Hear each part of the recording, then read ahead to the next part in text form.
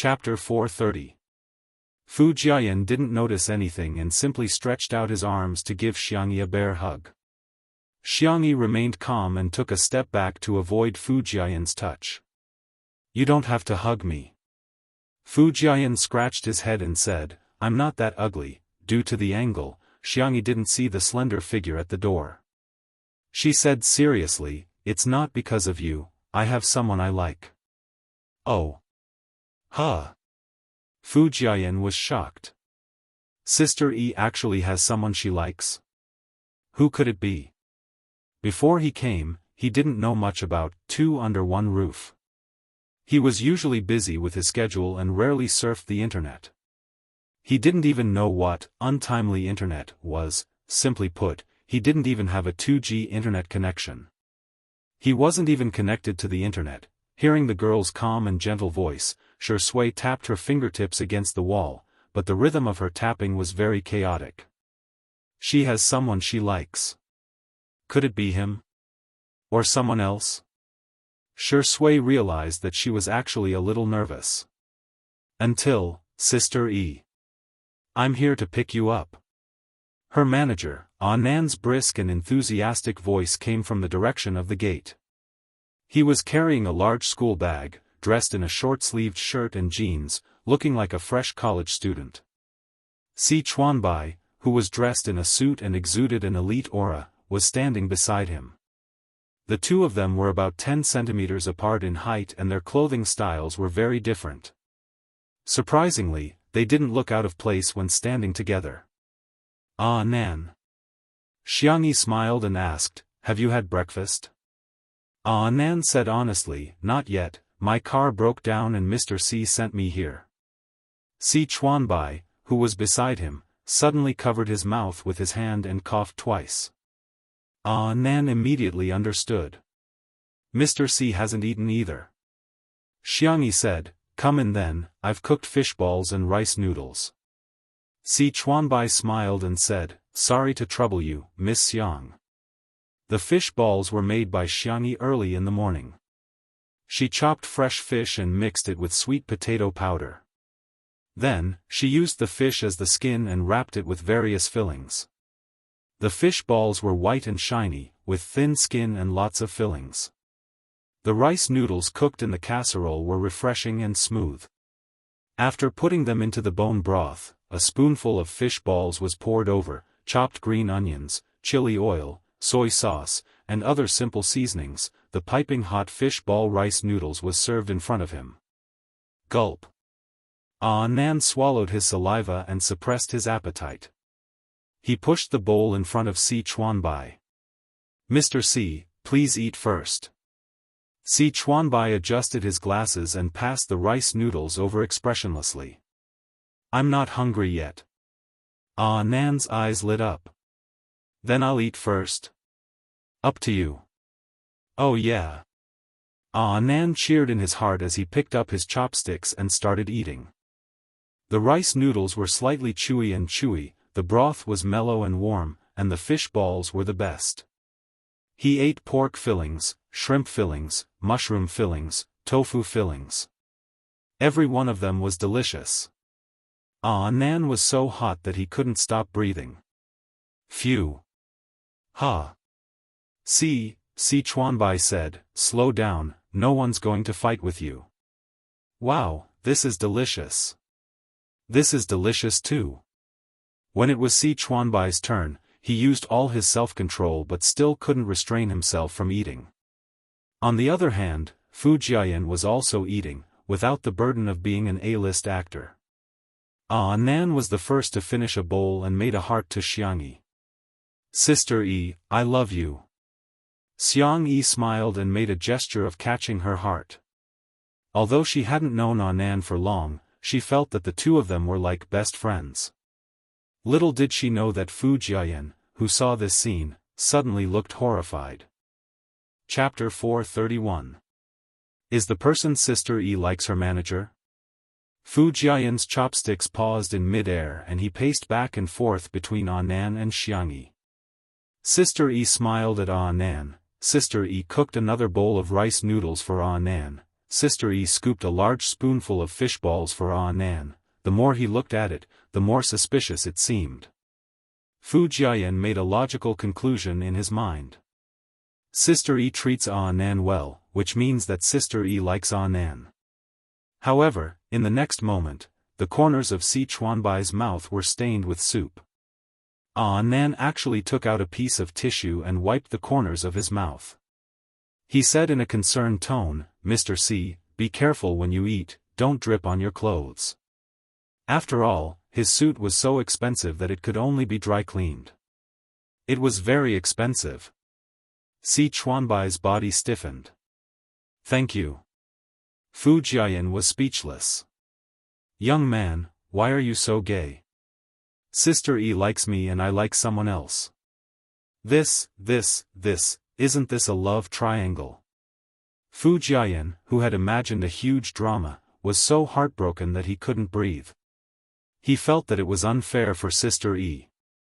Sister Yi deserves better. Fu Jiayan was upset but he had nowhere to vent. Jiang Jiujiu was still asleep and Si Chuanbai was the person involved in the love triangle.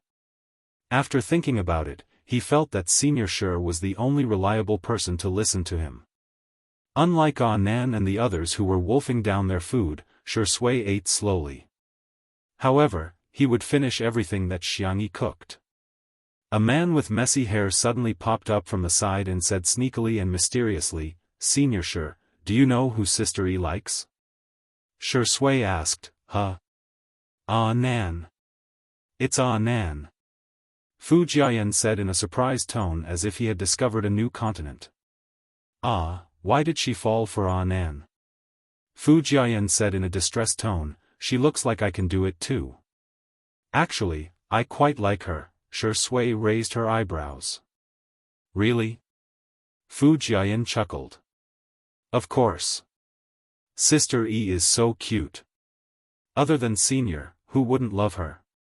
He had a clear memory of Shi Sui's misogyny. Back then, there was a female extra in the cast who tried to force a kiss on him. She had merely touched his arm, and Shi Sui had vomited. He even vomited a lot.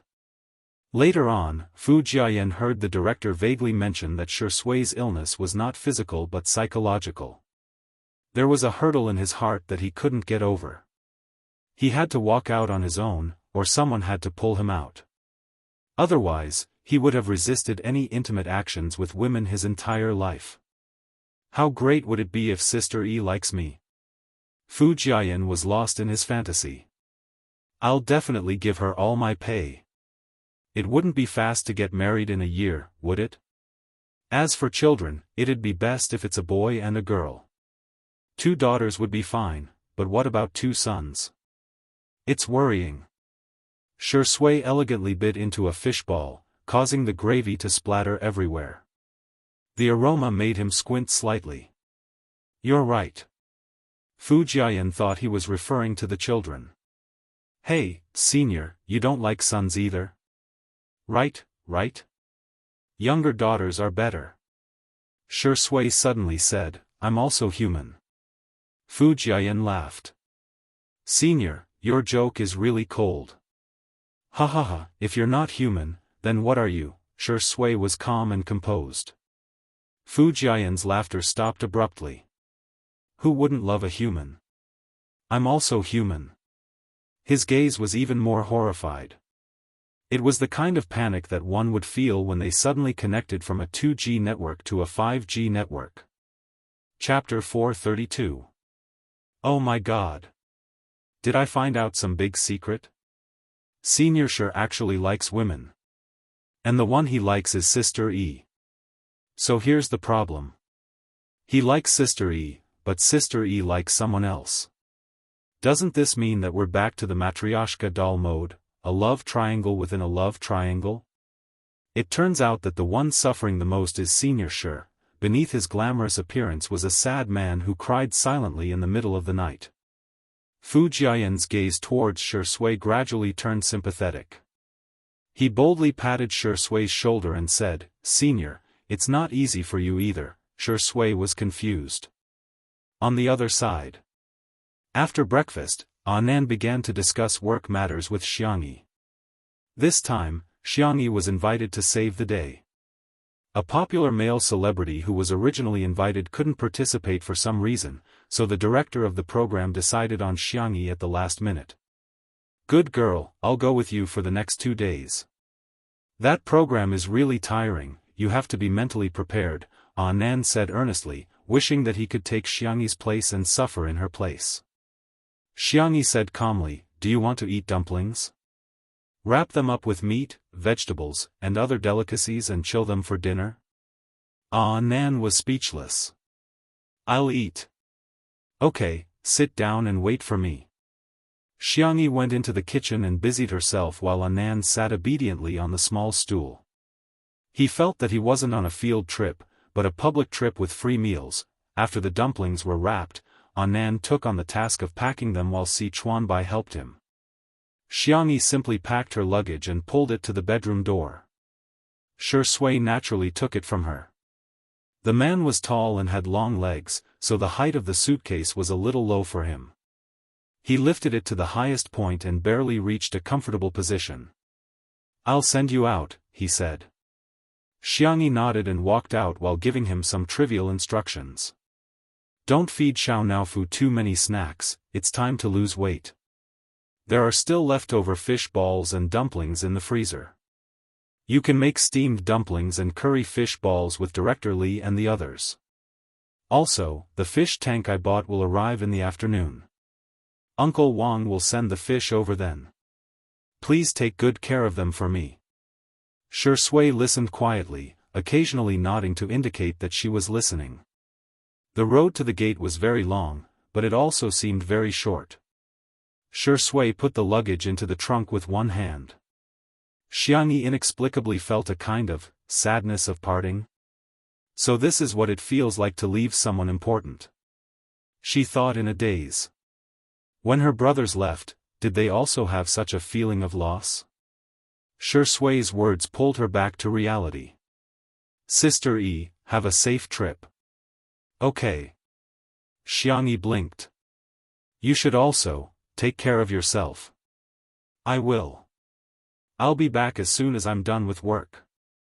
Xiangyi scratched her palm with her fingers, feeling a little itchy and uneasy. "Whatever you want to eat, I'll make it for you."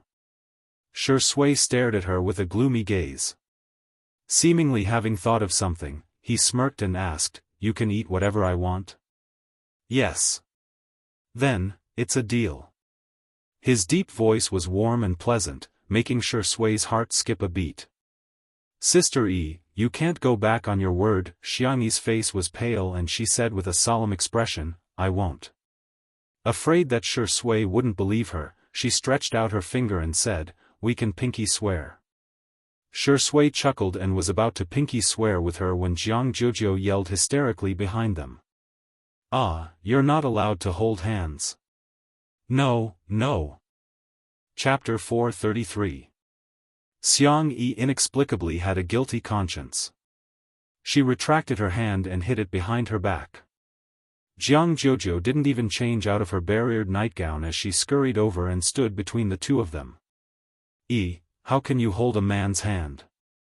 Xiangyi said, "No, I didn't, I just want to pinky swear with him." "You want to touch a man's hand?"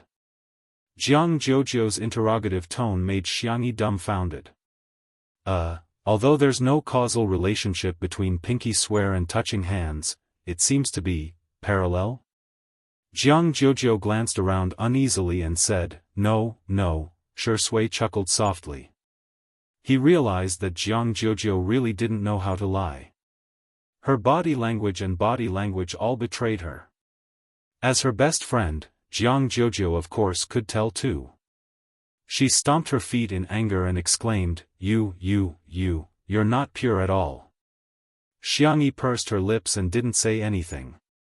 Epsilon Shi Sui said gently, "Miss Jiang, Sister E is about to set off." Jianghu snapped out of her trance and asked aggrievedly, "Why didn't you wake me up?"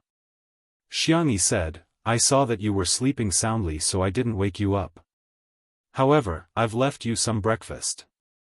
It's in the fridge. You can eat it after heating it up." It's your favorite fish balls.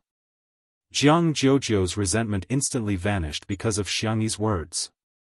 Her ears were red and she tapped the ground with the tip of her foot. Pretending to be indifferent, she said, "So you still remember my preferences. I've always remembered that your favorite meat is fish, your favorite vegetable is kale, and your favorite fruit is mango." Jiang Jojo listened for a long time and was satisfied. She then pretended to say, okay, I didn't ask you that much." After saying that, she glanced at Shui from the corner of her eyes. Shui didn't get angry and simply smiled politely. In contrast, Jiang Jojo seemed like an unreasonable child who was looking for trouble. Jiang Jojo was mature, steady, and magnanimous. Jiang Jojo was speechless. Scheming dog. Nan and Si Chuanbai also came out. "Be good, we should go," Nan reminded. The filming started in the afternoon, and they still had to do their makeup and hair when they arrived. After all, National Mass Workout wasn't as casual as two under one roof. Only then did Jiang Jojo slowly take out a pink purse from her pocket. "Here, this is a peace talisman that I casually asked for." "No, it's a free gift that I gave to others when I asked for one. You don't have to take it to heart. It's not something valuable. Just throw it away if you don't like it." Although he spoke proudly, his hands were trembling slightly. He was afraid that Xiangyi would refuse. Xiangyi took it and carefully put it in her pocket. She patted her pocket and said in a gentle voice, "Jojo, I will keep it well." Jiang Jojo felt a lump in her throat and she looked away. "Leave then, don't say goodbye to me.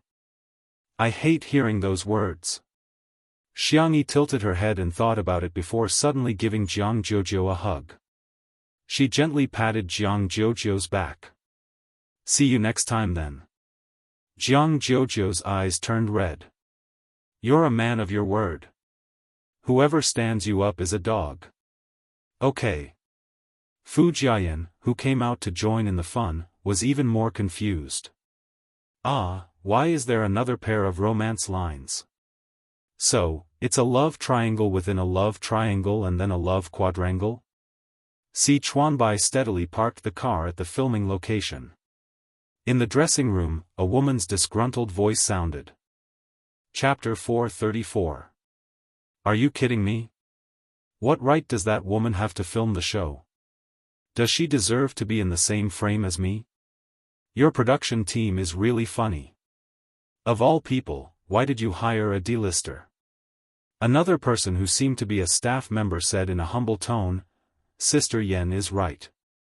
Teacher Su, please bear with us. Humph. You'll regret it sooner or later. She's a troublemaker. If she causes any trouble, don't expect me to clean it up for her. When she was almost done venting, a sweet and soft voice sounded like the spring breeze in March.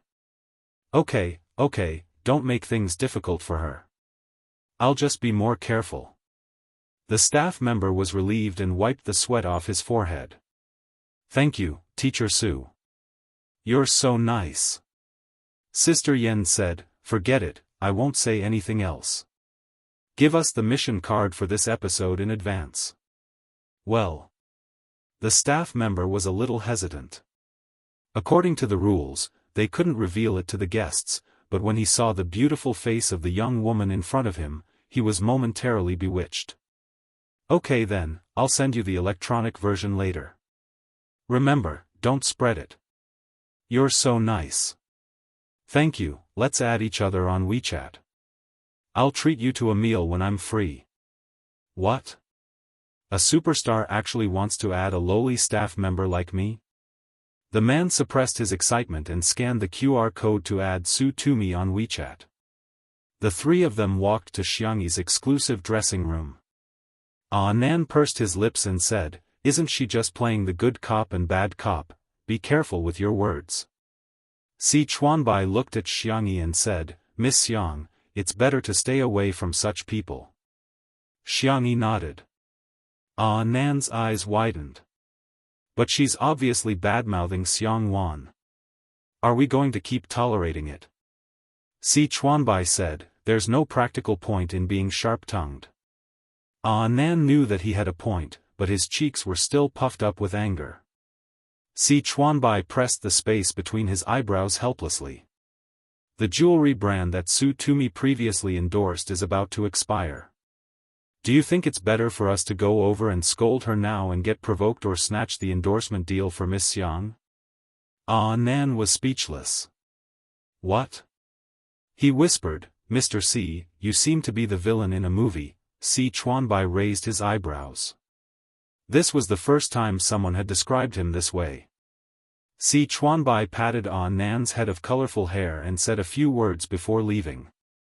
Nan stayed behind and accompanied Xiangyi to wait for the makeup artist and stylist. But even after waiting for a long time, there was still no sign of anyone. Nan reacted and stood up with a whoosh. F***ck, you're using this kind of elementary school trick? How shameless. In the entertainment industry, it was very common for competitors to trip each other up. It was his negligence that he didn't think that there would be such a despicable trick. Meanwhile, the stylist was carefully styling Su Tumi's hair.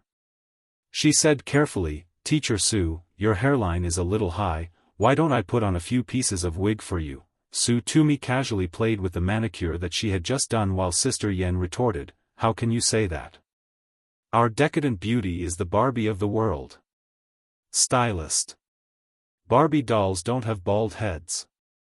However, she only dared to criticize in her heart and didn't have the guts to say it out loud. After a few seconds, Su Tumi said, make me have more hair than Xiangyi, understand? Chapter 435. The stylist said, Su Tumi asked, why? Is there a problem? There's more than just a problem, there's a huge problem. The stylist had watched Two Under One Roof before, so she could tell at a glance whether Xiangyi had any makeup or hair done. She had an amazing amount of hair, which was fluffy, smooth, black, and tough. Regardless of whether she tied it into a bun or let it down casually, she would still look good. To reach her level, it wasn't something that could be done with wigs. The stylist tactfully said that she might have to wear a wig. She initially thought that Su Tumi would give up, but to her surprise, Su Tumi raised her hand and Sister Yen took out several wigs of different colors and lengths from her large backpack. The stylist thought, that works too?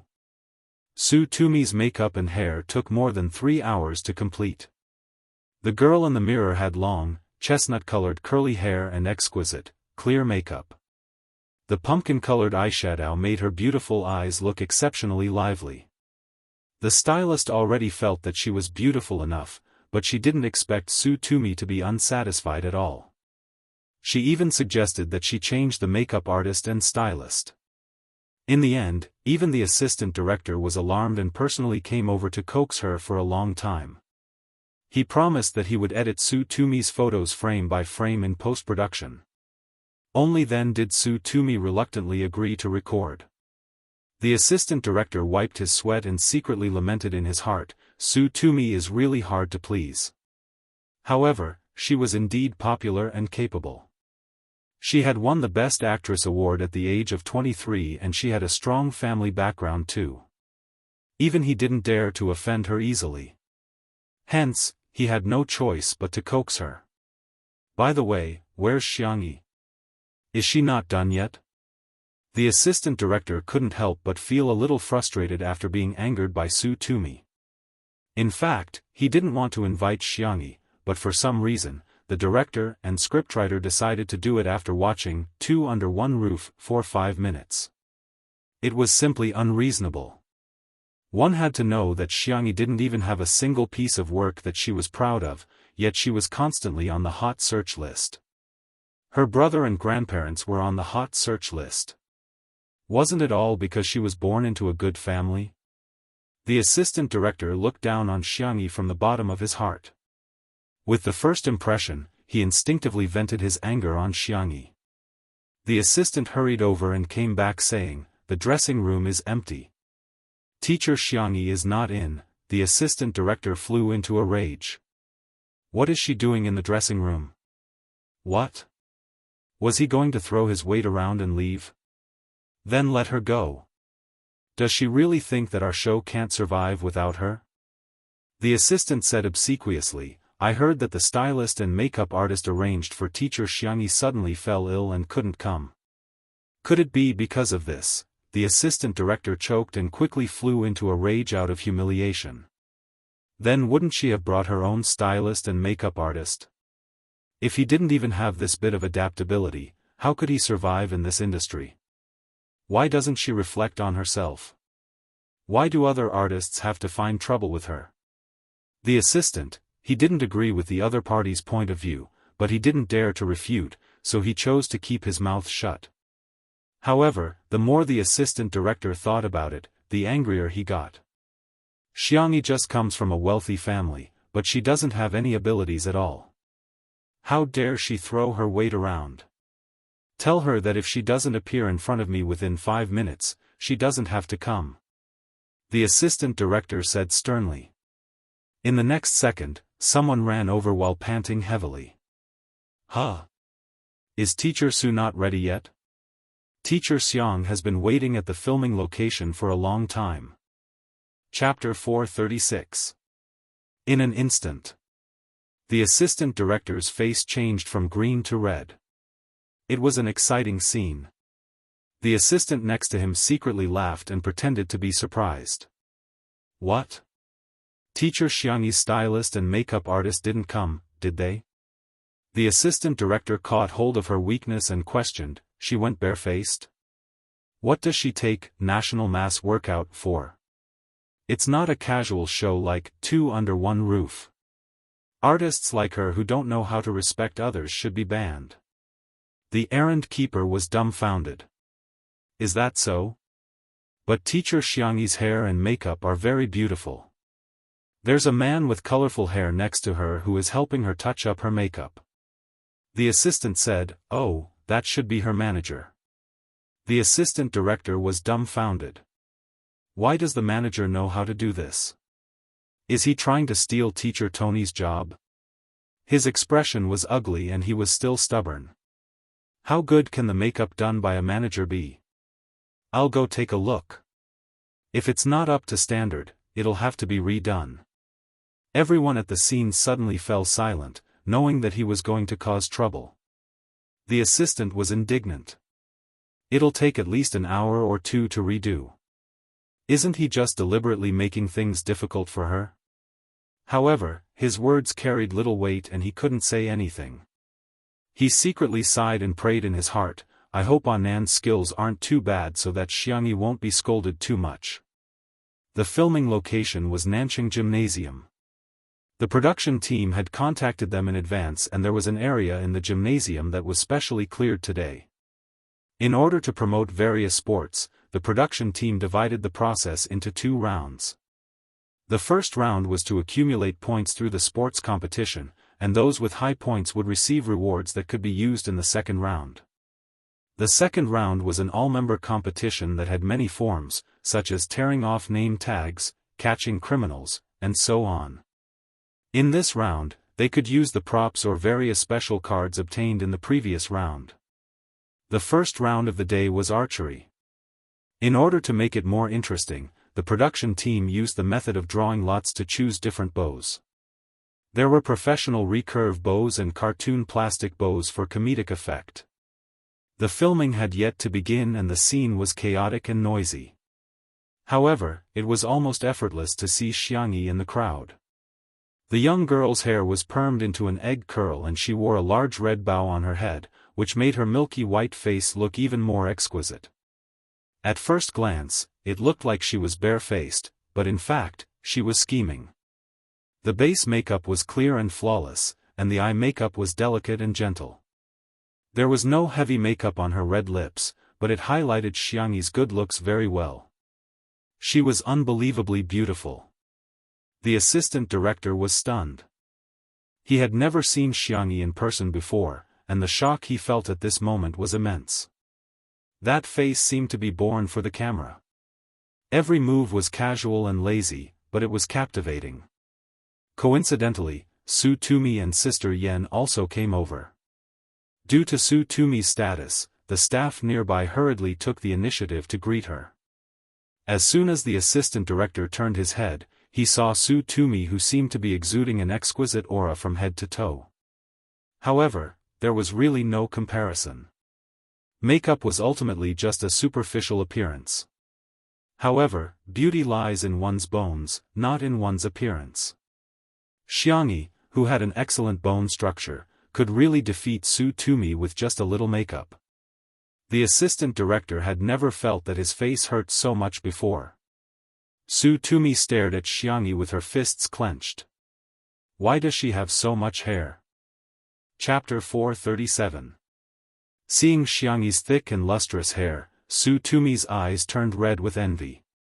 When she was a child, she had quite a lot of hair, but ever since she entered the industry, she had to go through a lot of styling and perming.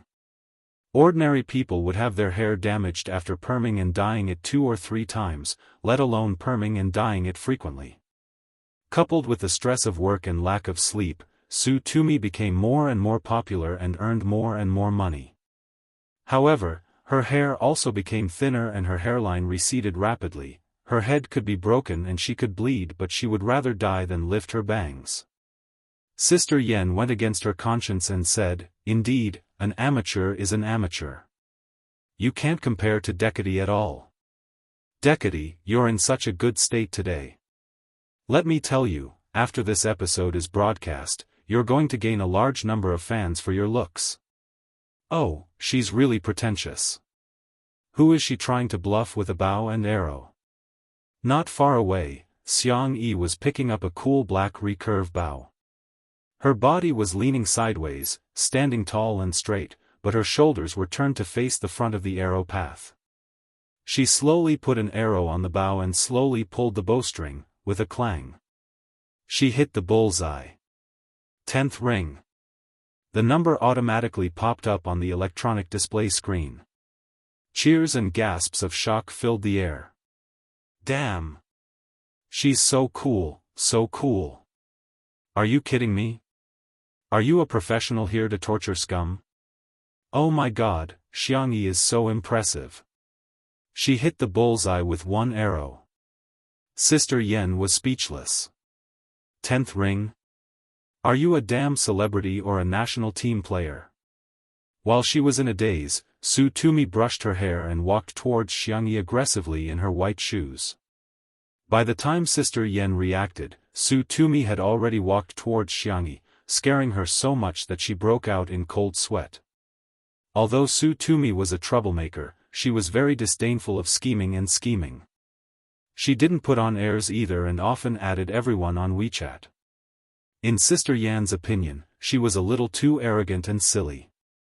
Hence, she often played some tricks openly and secretly. On the surface, she deliberately asked for the mission card in advance today. On the surface, she secretly bribed Xiangxia's makeup artist and stylist.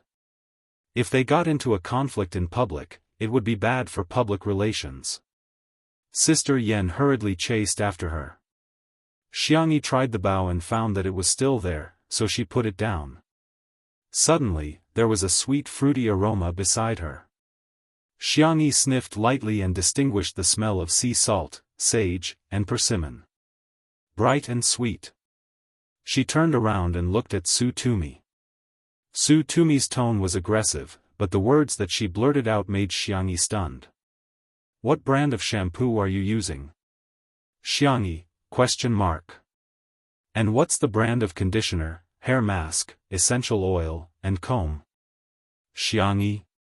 In Su Tumi's eyes, her blank expression was a silent provocation. "Hey, are you going to say that you don't take care of your hair at all?" Su Tumi sneered. "Do you think I'll believe you?" "Humph. Forget it if you don't want to say it. I'll find the brand you're using sooner or later." Xiangxia. "I forgot some of the brands. Let me look for online orders. Do you need a link?" Su Tumi, yes. By the time Sister Yen trotted over, she realized that the two of them had added each other as friends and were still discussing a topic that confused her. I'll buy it tomorrow. I think I can get 300 to 30 yuan. Sure, you can add on the category coupons and VIP discounts. You can save even more. Really? You're so good at math. Sister Yan's head was filled with question marks. Are you women who lack money? Chapter 438. Sometimes, the friendship between girls can really be described as magical. Clearly, they could call each other sisters when they met for the first time, and best friends who had been playing with each other for years would also let each other call each other daddy. Collecting and stocking up is a human instinct, and shopping is a woman's joy. Sister Yan originally thought that Su Tumi would get into a conflict with Xianxia, but she never expected the two of them to be so harmonious. Su Tumi placed a few orders and was satisfied. She blinked at Xianxia and said, "If I have anything useful in the future, I'll recommend it to you too." Xianxia smiled and continued to play with her bow and arrow. Sister Yan hurriedly pulled Su Tumi to the side and said, "Ah, Tumi, you have to be careful. What if she accidentally shoots you?" Su Tumi said impatiently. Okay, got it. Sister Yan instructed, "When the official recording begins later, stay away from her. You're the main guest for this episode, so she won't get too much screen time. Besides, we still have the mission card. Don't worry, Tumi will definitely come in first place this time." Su Tumi rolled her eyes and said, "Can I shoot an arrow?" "No." "Can I run?" Neither would he. "How can I come in first place?" Sister Yan was speechless. "What are you talking about?" On the other side. The director organized a short meeting. What? Change the main guest? Change the gameplay? When he heard the screenwriter's suggestion, the assistant director couldn't accept it at all. The previous plan for this episode was quite good. It's not appropriate to suddenly change it now. The director was calm and collected. He picked up the thermos and drank a mouthful of goji berry water before saying indifferently, "Didn't you see the scene of her shooting the arrow just now? What does a variety show need?" The assistant director was originally displeased with Xianxia. Once a person is prejudiced, everything the other party does is wrong. He said straightforwardly, "She's not suitable. Our production team has never changed the main guest to the one with the lowest status. If we change it this time, who knows how the netizens will criticize our show. You know that the netizens nowadays will boycott whenever they want. I believe everyone doesn't want the reputation of the show that we've painstakingly built to be ruined because of a mistake in decision-making, right?" The director looked at him deeply and didn't criticize him. Instead, he answered his own question. What a variety show needs is a joke, a highlight, and a thrill. With these three, one could rule the world. I think Xianxia has the potential to be the main guest. The scriptwriter added, "That's right. That's why I suggest that we use the same strategy as in the video game. We should highlight Xianxia for this episode and let her give the show a different soul." The assistant director was speechless. He felt that the two of them had gone crazy. "It's up to you," he said stiffly. "If it doesn't work, don't blame me for not warning you." The director, scriptwriter, and the others discussed the new game rules and plans in low voices. The assistant director felt indignant. Just wait, they will definitely regret it. Instead of using Su Tumi as the main guest, they went to replace her with an inexplicable woman. It was simply unreasonable. He hadn't realized that he had been ignored by the core members. The official recording began. "Ladies and gentlemen, welcome to this week's National Mass Workout. I'm your good friend, Xiao Yao." The host was the resident MC, Wang Yao, who had acted in many family dramas and was very well known among the middle-aged and elderly. "First of all, let's welcome our sister Xianxia." Outside the venue, Sister Yan's expression changed instantly. Chapter 439. There was an unwritten rule in National Mass Workout that the first flying guest to be queued would be the main guest of the episode. As the name implied, the main guest would have the most screen time, and even an A-list celebrity wouldn't mind less exposure. Hence, the main guest was a must-have for every episode. Of course, the program team had a high degree of freedom and could choose whoever they wanted. However, Sister Yen had already tacitly agreed that Su Tumi was the main guest, but she didn't expect Xiangyi to be the main guest. It was just like a cooked duck that had flown into the mouth of a detestable person. The several seniors invited for this episode were more relaxed and didn't intend to fight for it. Another popular young hunk and a popular web drama actress looked at each other but didn't say anything. Su Tumi yawned in front of everyone's eyes. Sister Yen was speechless. "Are you sleepy at this time? How can a child of your age fall asleep?" After announcing the guest list, Wang Yao announced the rules of the first round. They would first draw lots and shoot arrows according to the bow they drew.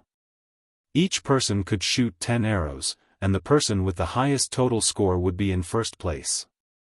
"I now announce that the national mass workout has begun," Wang Yao said with a grin. Jokes aside, the people present were all celebrities and they couldn't possibly be as obedient as primary school students. Before they drew lots, everyone was chatting, drinking water, studying the target, and discussing the bow. It was a mess. Wang Yao complained incessantly, "Everyone, please cooperate with me. If you don't, I'll be fired." He had a humble character in National Mass Workout, and was known as the host who couldn't control the situation in the entire entertainment industry.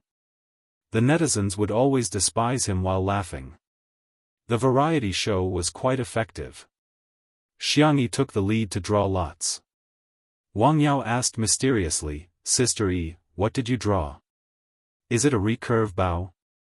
I think you'll definitely look super cool with a recurve bow."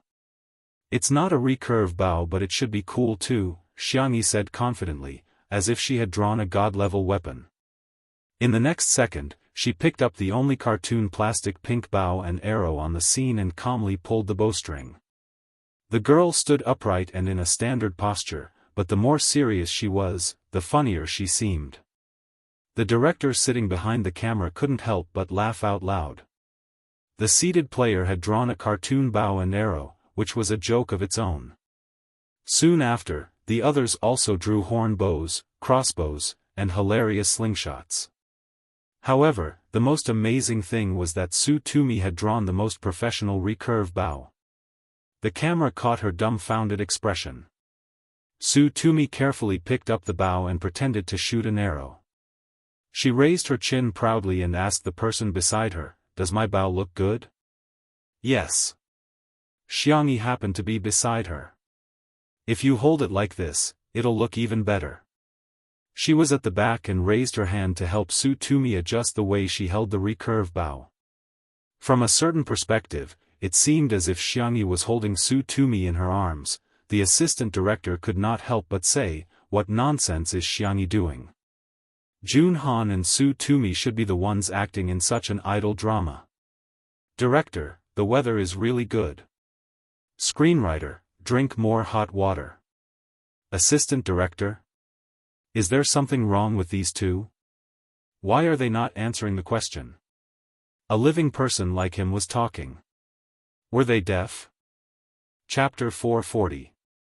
Little did she know that when the staff saw this scene, especially the girls, they wished they could shriek like groundhogs.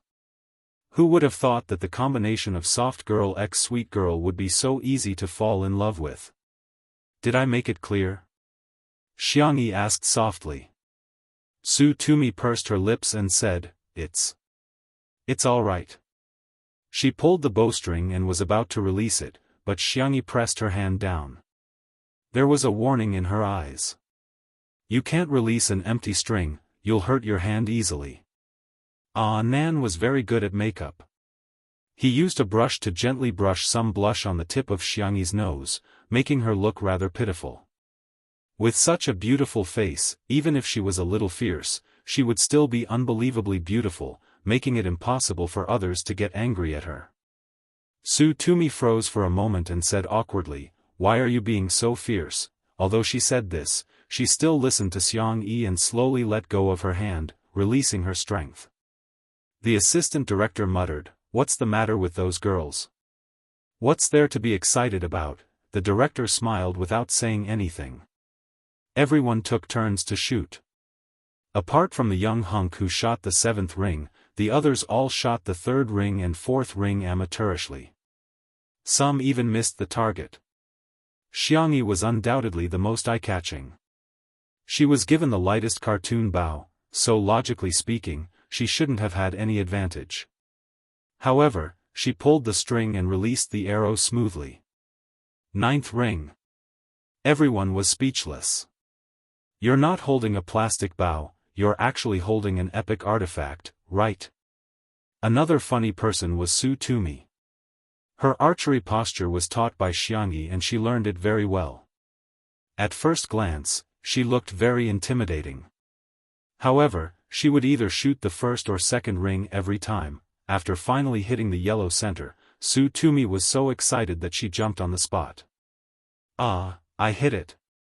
Sister Yen, who was watching her jump outside the field, was so worried that she would throw the wig away. Xiang Yi's gentle voice reminded him, "You're shooting at my target." Su Tumi's smile froze and gradually disappeared. "Ha ha ha ha ha." The director laughed again. The staff couldn't help but laugh. They could almost imagine how much the netizens who saw this scene would laugh in front of their screens. It was the 10th arrow's turn. Xianxia was already far ahead. She deserved to be first place, with a total score of 81 points. She pulled the bowstring and her doe eyes narrowed slightly. Her long eyelashes cast beautiful shadows, and her jawline was exquisite and superior.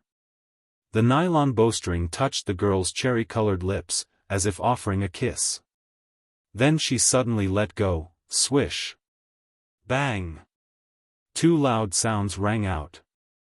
A bright red number popped up on the LCD screen, 10 points. There was an uproar in the crowd. Xianxia had actually hit the bullseye with a cartoon plastic bow. However, what was with the second sound just now? A staff member came forward to check the situation.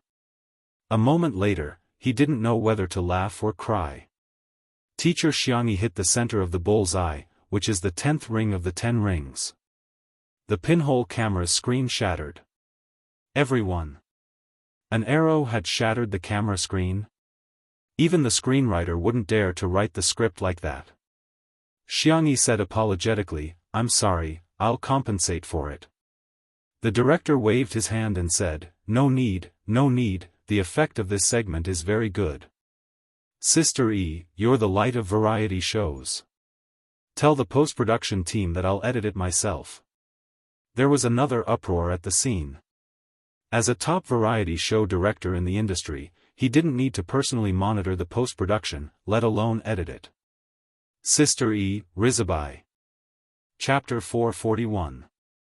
The nicer the director was to Xianxia, the more sullen the assistant director's expression was. Is this considered a slap to my face in public? He's going against me because he doesn't think highly of Xianxia. At the end of the first round of the competition, Xianxia came in first place and received a mysterious prop as well as a small gold medal. She opened it and looked at it before putting it back in her pocket indifferently. As for Su Tumi, she came in last place and didn't get anything at all. She might even be scolded by the audience when the program is broadcast in the future. At the thought of the anti-fans who called her bald previously, Su Tumi felt extremely aggrieved and she became listless like a frosted eggplant. All of a sudden, a golden figure appeared in front of her. "This is for you," Xianxia said casually.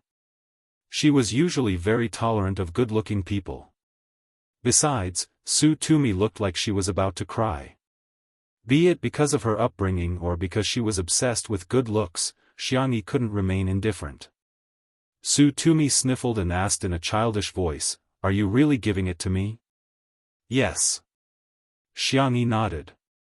The truth was that she left in a hurry today and forgot to bring some candy. She felt a little regretful that she couldn't use her ancestral skills to give out candy.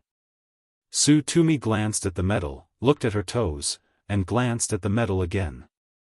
She did it several times and vividly expressed her desire to take it but was too embarrassed to do so.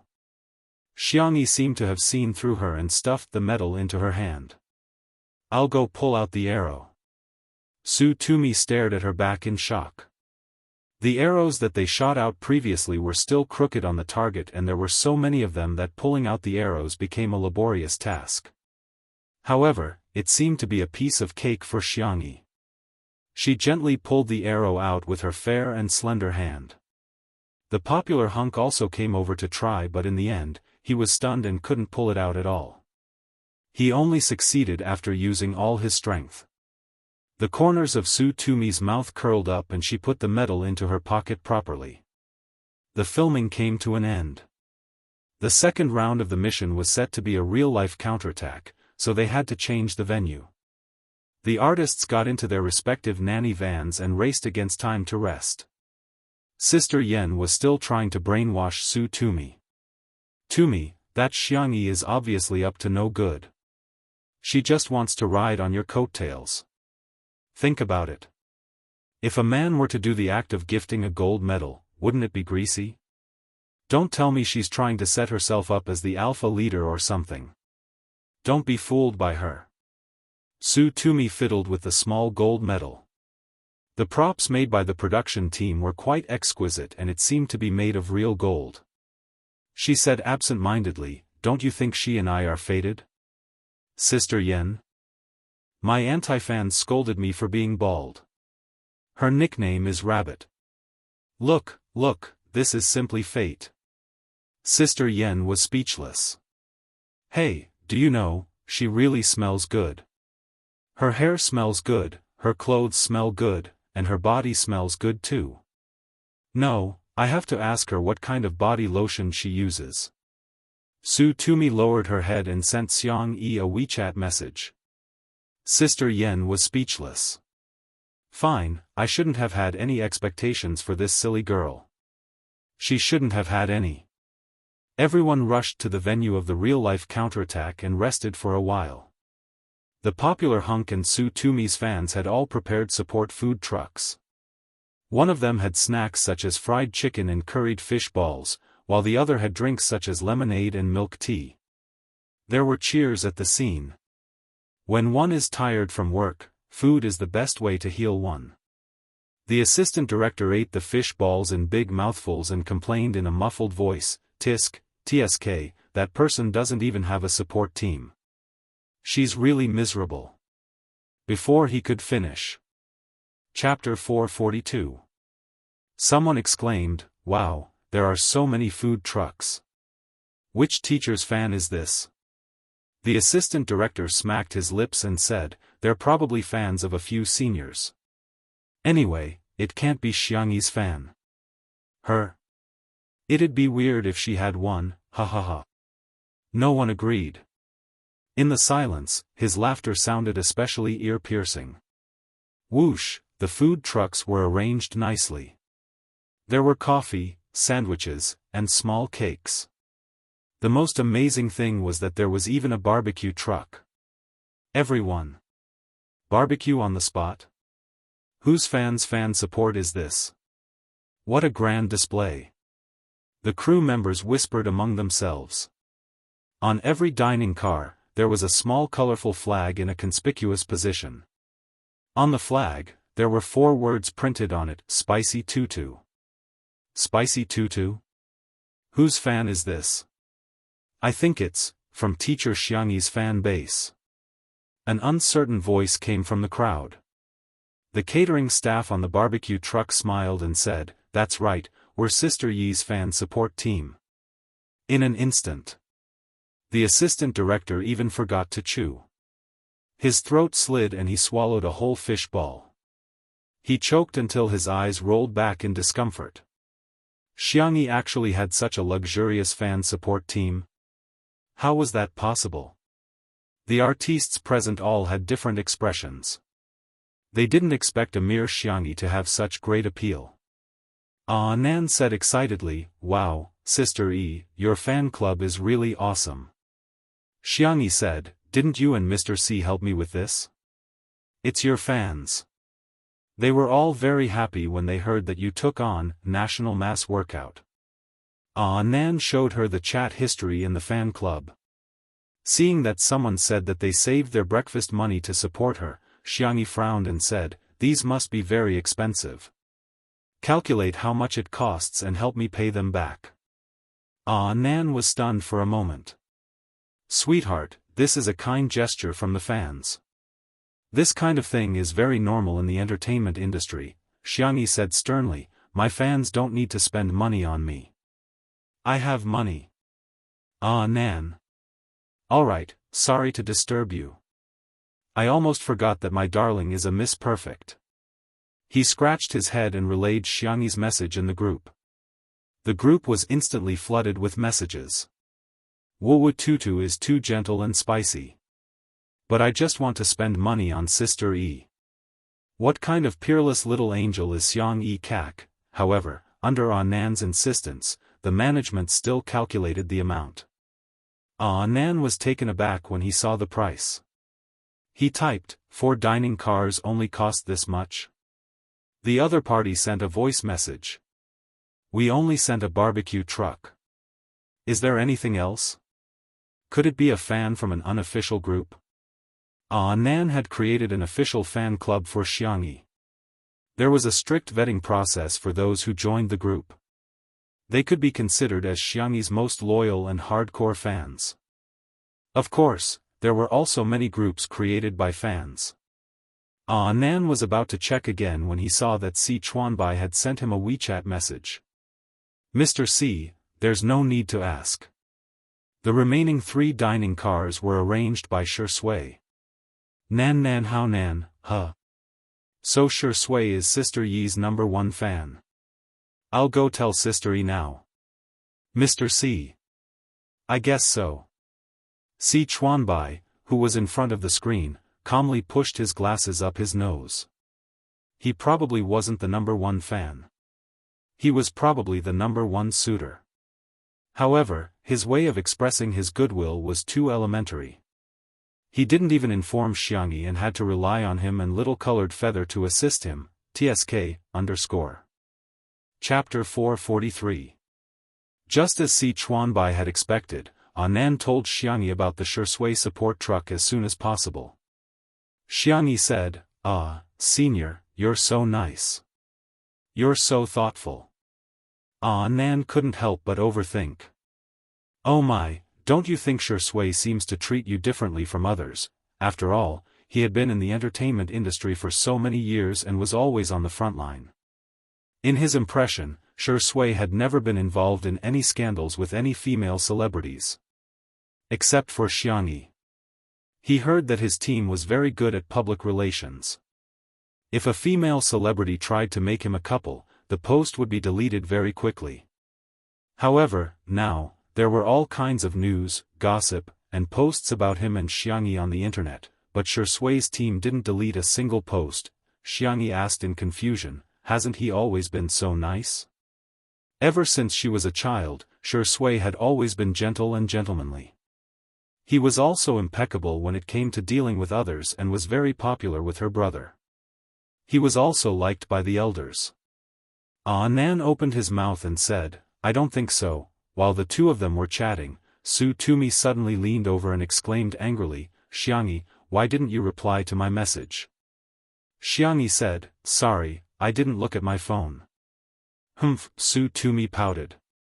She had a sweet and pleasant appearance in the first place, and when she acted coquettishly, it would make one's heart soften. "Tell me then, why do you smell so good?" Xiangxia didn't know whether to laugh or cry. She sent her the link of the body lotion that she often used and casually said, "Do you like sweet perfumes? Give me an address then, I'll send you some homemade perfume later." Su Tumi asked in surprise, "You know how to make perfumes?" Xiangxia said, "I'm an amateur." Su Tumi believed her, but she didn't want to dampen Xiangxia's enthusiasm. After she was rejected when she sent her homemade soap to others previously, she didn't want to make any more handmade products. "Okay, I'll try it then." The two of them chatted for a while and rushed over when they heard the director shouting through the loudspeaker. Recording countdown, 5, 4, 3, 2, 1. Now, I'll announce the rules of the game this time. This round uses the real-life CS competitive mode. The game is divided into 2 teams, red and blue. There are 2 ways to win. One is to kill all the members of one team, and the other is to take the other team's flag first.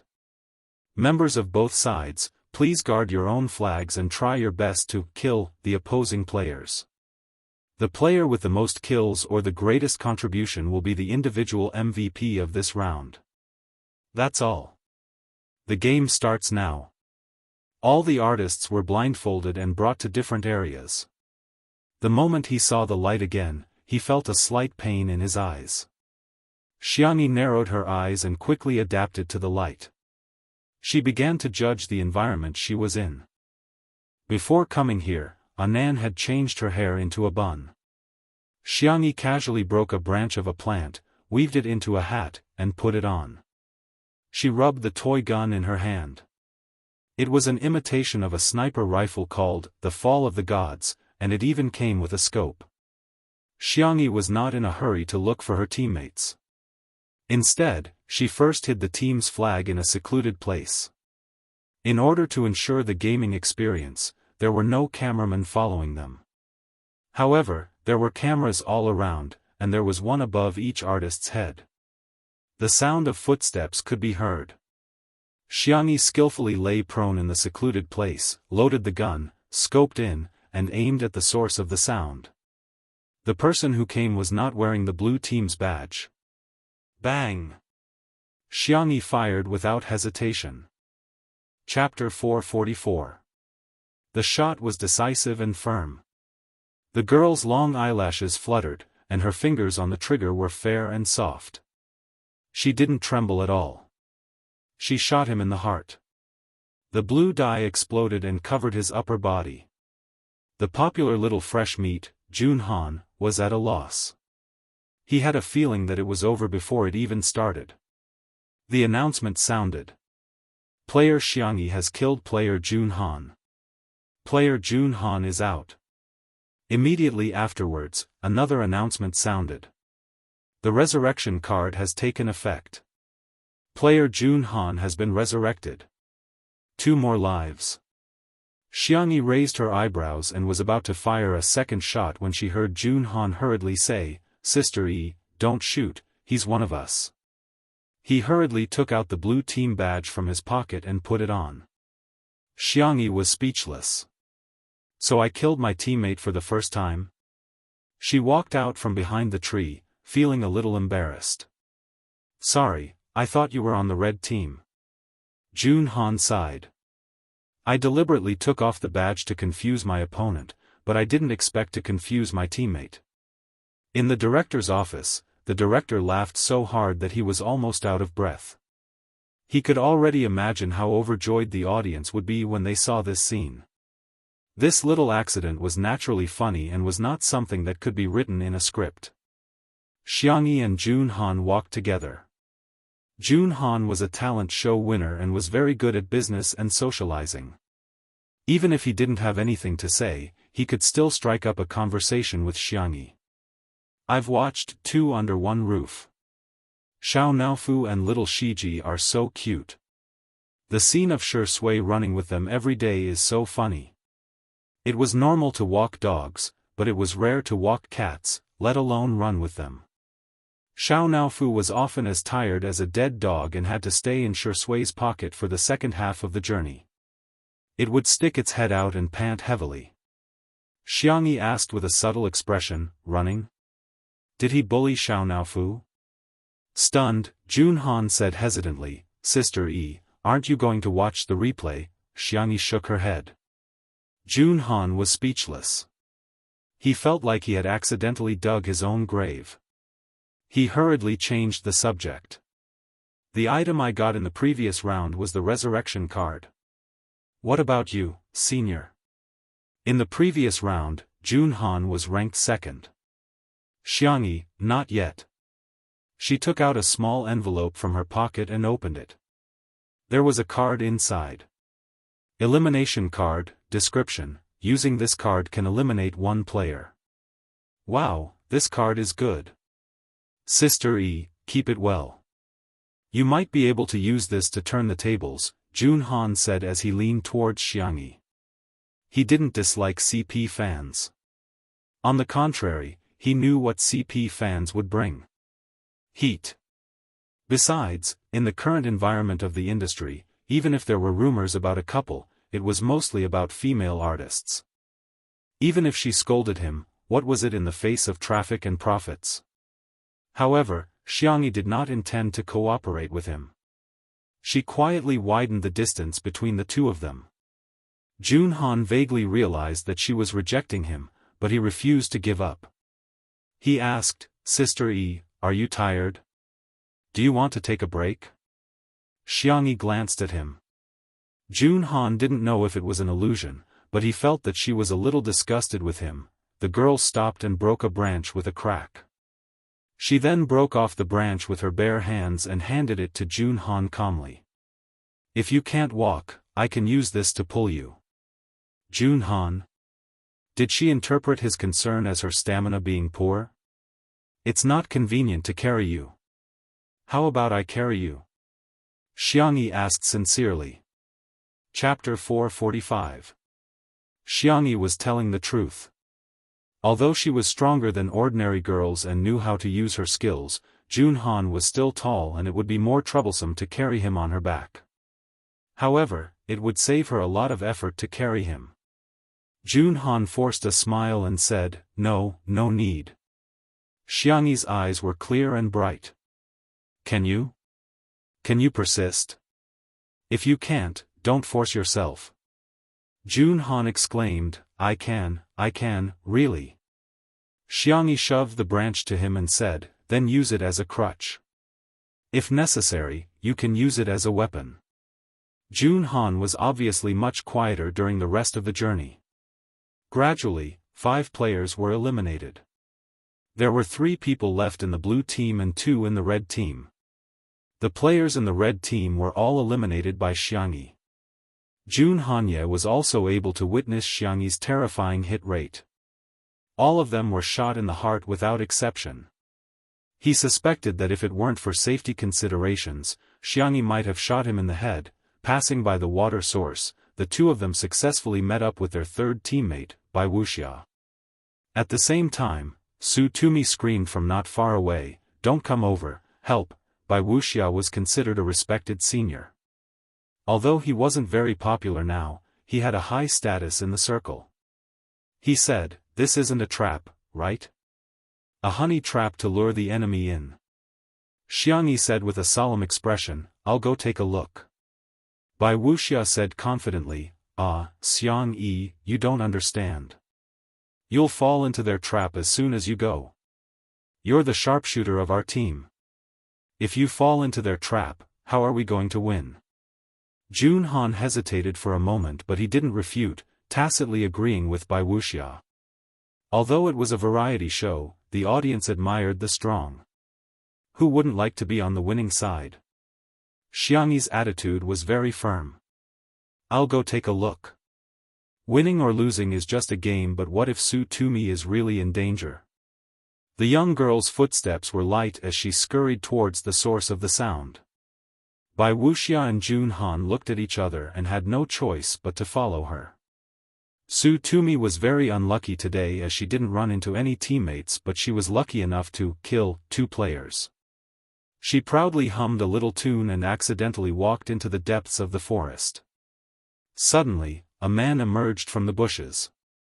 His clothes were tattered and his eyes were fierce. Su Tumi initially thought that it was the plot arranged by the production team, but in the blink of an eye, she realized that something was wrong. There were dried bloodstains on the man's clothes. It wasn't something that could be dyed with those prop pigments. It was real human blood. Su Tumi reacted and stumbled forward. As soon as she ran, it was as if she had ignited some kind of danger signal. The man behind her quickly chased after her. It was as if a beast had locked onto its prey. Su Tumi was even more certain that this person was definitely not arranged by the production team. She screamed with all her might and gestured to every passing camera, hoping that someone would come and save her, in the director's office. Seeing this scene, the director and the others turned pale with fright. They hurriedly ordered more than a dozen staff members to rush over. This person can't be a fugitive, right? The assistant director gulped, his palms sweating nervously. If something happens, our program will be finished. The director's Adam's apple moved and he wanted to bear with it but he couldn't. He cursed, is life important or the program important? Can you be a damn human? The atmosphere was tense and everyone felt as if there was a sword hanging in their hearts. They were so nervous that their palms were sweaty. Chapter 446. Someone suggested, aren't Jun Han and the other artistes nearby? Why don't we let them rush over first? However, someone soon retorted, how can we do that? What if that man has a weapon? It's too dangerous. Everyone was full of regret. They thought that they had made full preparations, but who would have thought that such an accident would happen? Suddenly, the director exclaimed, Xianxia is going over. Huh! In the lush and deep jungle, Xianxia's footsteps were light and she ran extremely quickly. She rushed to the source of the sound as quickly as she could, but there was no one around. There were only traces of the grass being crushed. Every artiste was equipped with a headset for emergency communication. The director hurriedly contacted Xianxia and said, Su Tumi is not far from you, she's right in front of you at 3:00. Before she finished speaking, she had already followed the traces on the ground and ran straight. Somewhere behind the bushes. Su Tumi's mouth was covered by a pair of dirty hands and she felt suffocated. At first, she could still make some muffled sounds, but soon, she didn't even have the strength to make a sound. Tears rolled down her cheeks. Su Tumi never thought that she would encounter such a thing. For a moment, she even felt that perhaps dying here would be the best outcome. Otherwise, what should she do when the entire entertainment industry finds out about this? The sound of the man's rapid breathing came from behind her, accompanied by the rustling of clothes. Su Tumi closed her eyes in despair. Bang! Ah! Two voices, one after the other, suddenly rang out. The first was the sound of a toy bullet exploding. The second was the man's painful shriek behind her. Su Tumi opened her eyes abruptly and saw Xianxia's slender figure in a trance. The young girl was wearing a camouflage uniform and a hat made of branches on her head. There were leaves hanging on her eyebrows and her gaze was terrifyingly cold. She held the sniper rifle and fired a second shot at the man. Both shots were headshots. Although it was a toy bullet, it had a certain degree of lethality, let alone a fragile part like the head. The man fell to the ground in pain. He cursed and tried to take Su Tumi hostage. Su Tumi was so scared that she even forgot to escape and struggle. She was dumbfounded. Seeing that the man was about to succeed, Xianxia leaped forward and began fighting with him. The man's skills were unexpectedly good, and the two fell into a stalemate for a while. Jun Han and the others had rushed over as well. Upon seeing this scene, Jun Han tightened his grip on the walking stick that Xianxia had made for him earlier. He asked hesitantly, Senior, should we go over and help? Wuxia coughed. Well, why don't you young people go? I'm already so old, so I won't join in the fun. His eyes were very sharp. He had just seen a bulge in the pocket of the man's shirt. It looked like a knife.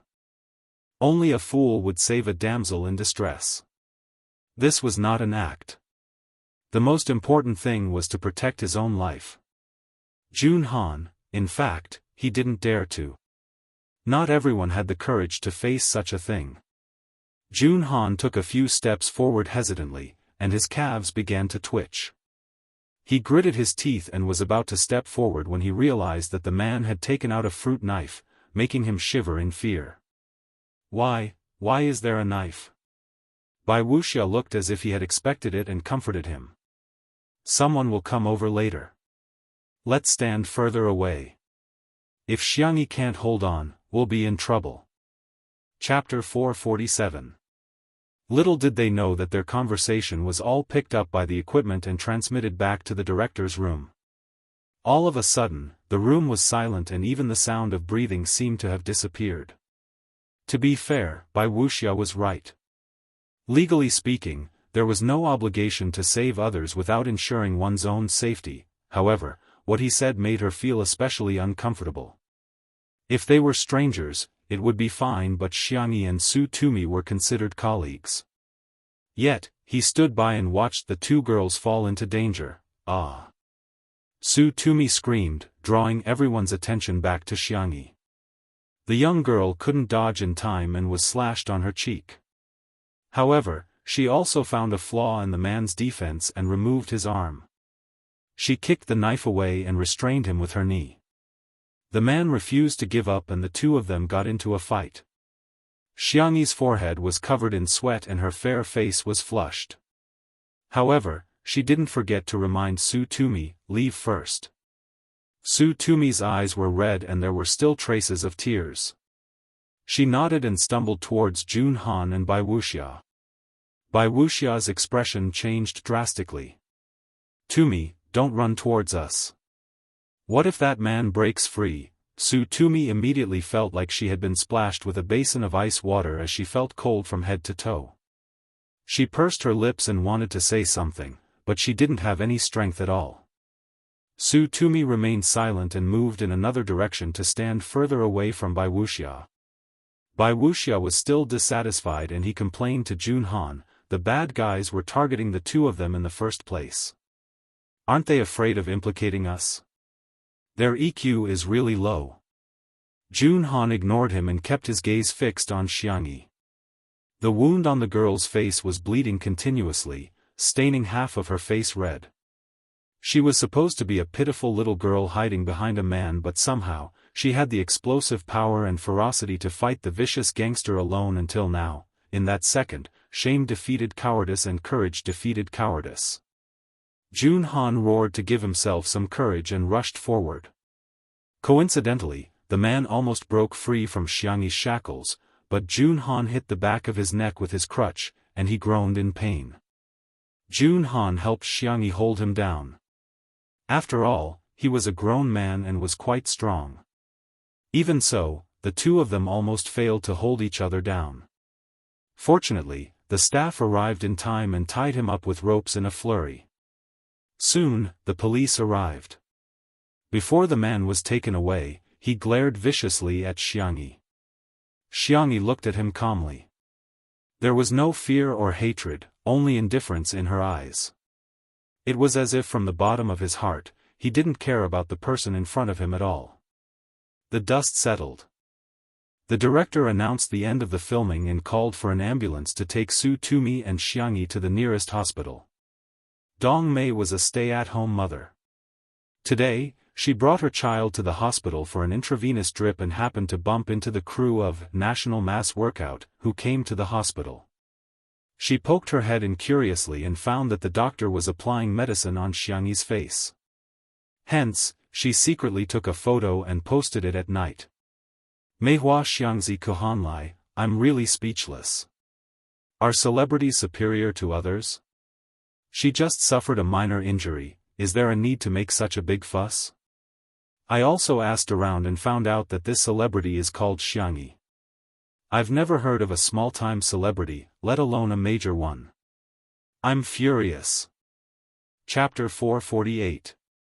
Because this Weibo post included Xiangyi's name, there were dozens of comments in less than 2 minutes.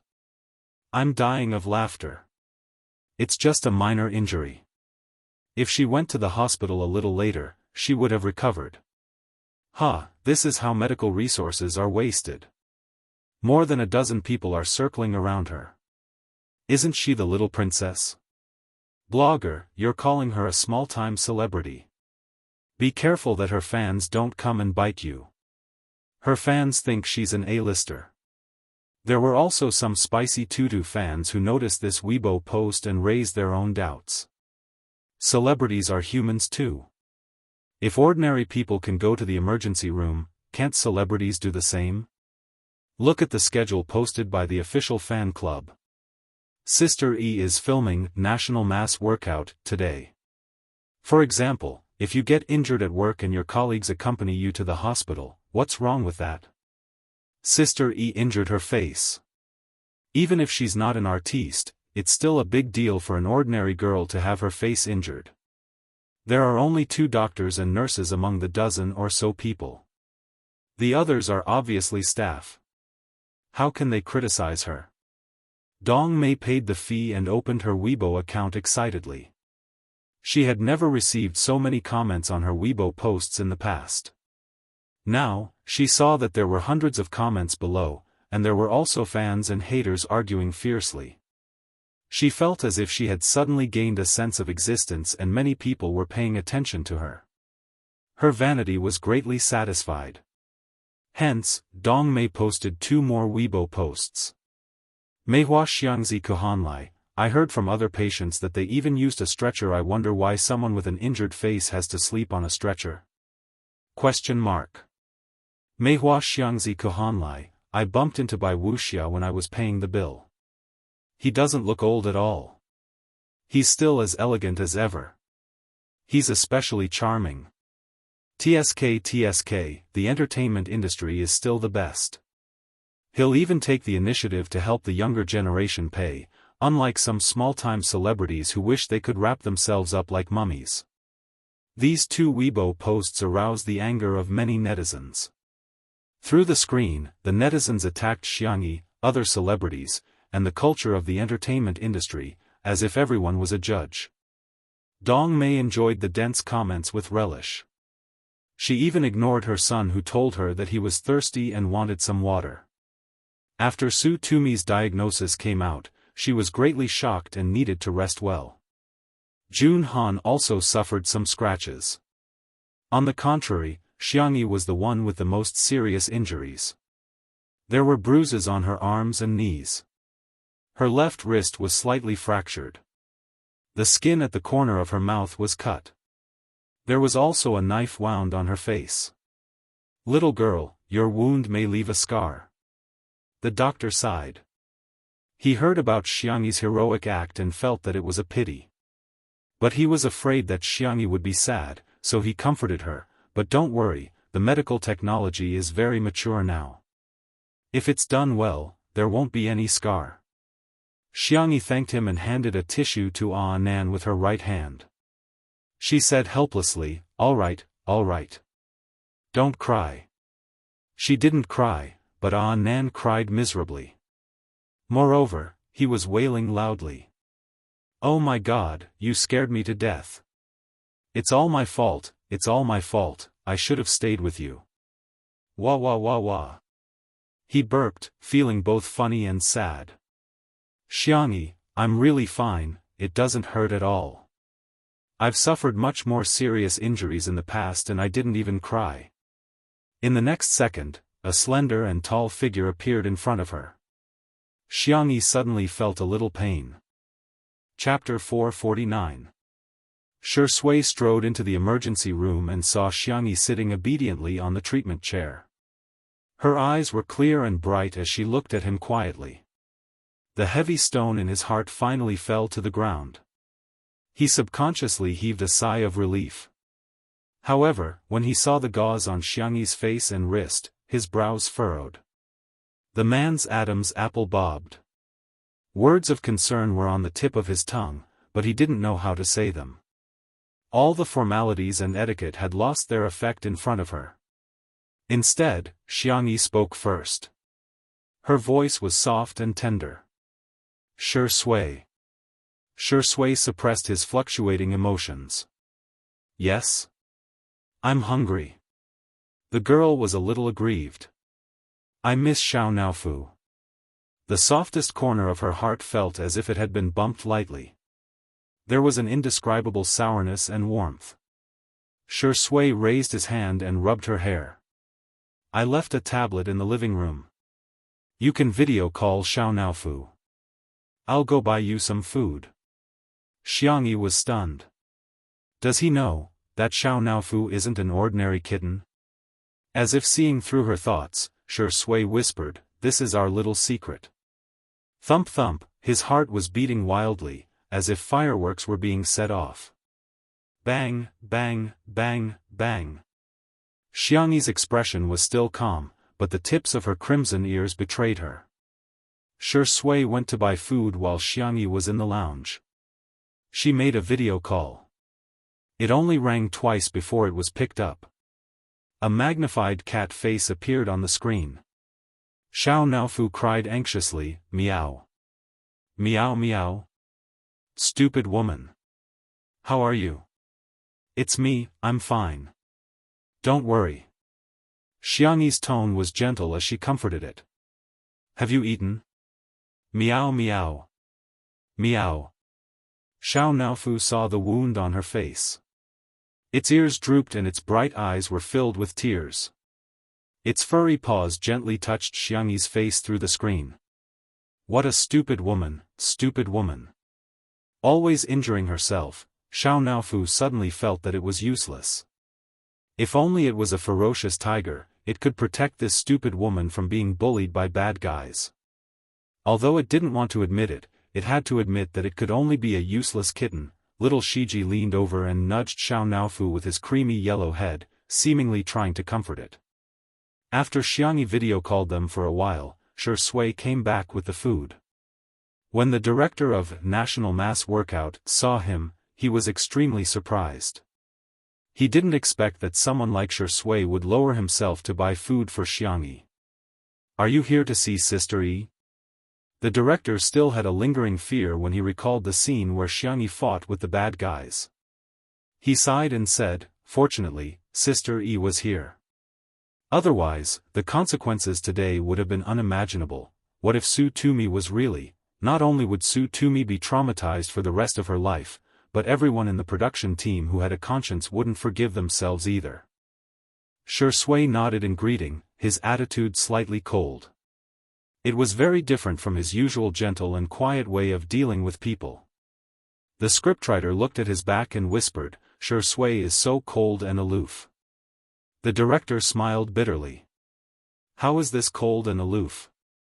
"He's angry." However, it turns out that a person like Shui, who is so meticulous in every aspect, would actually give others a cold shoulder? Kacha. Dong Mei secretly took a photo of Shui's silhouette and was extremely agitated. She immediately posted it on the internet. Chapter 450. Meihua Xiangzi Kuhanlai, how delicate can a female celebrity be? It's just a flesh wound, yet she still has the cheek to ask Shui to buy food for her. I'm impressed. On the hospital bed, her son said weakly, "Mommy, I'm cold." "What are you cold for? Don't bother me." Dong Mei hollered impatiently. "Mommy is busy." The child pursed his lips and fell silent, watching his mother play with her cell phone. Is the cell phone more important than me? Dong Mei swiped her fingers and scrolled through the comments on Weibo, thinking that she would still see the netizens arguing or asking her to expose more information. To her surprise, the scene changed abruptly. Did Shui visit her? Sure bought food for Sister Yi, but I got candy. Hee, I'm going to piss you guys off. Shui just likes our mediocre Xiang Yi. Oh my god, am I the only one who noticed that Shui is wearing slippers? The pair that he wore at home during the live stream. So he came here to see Sister Yi?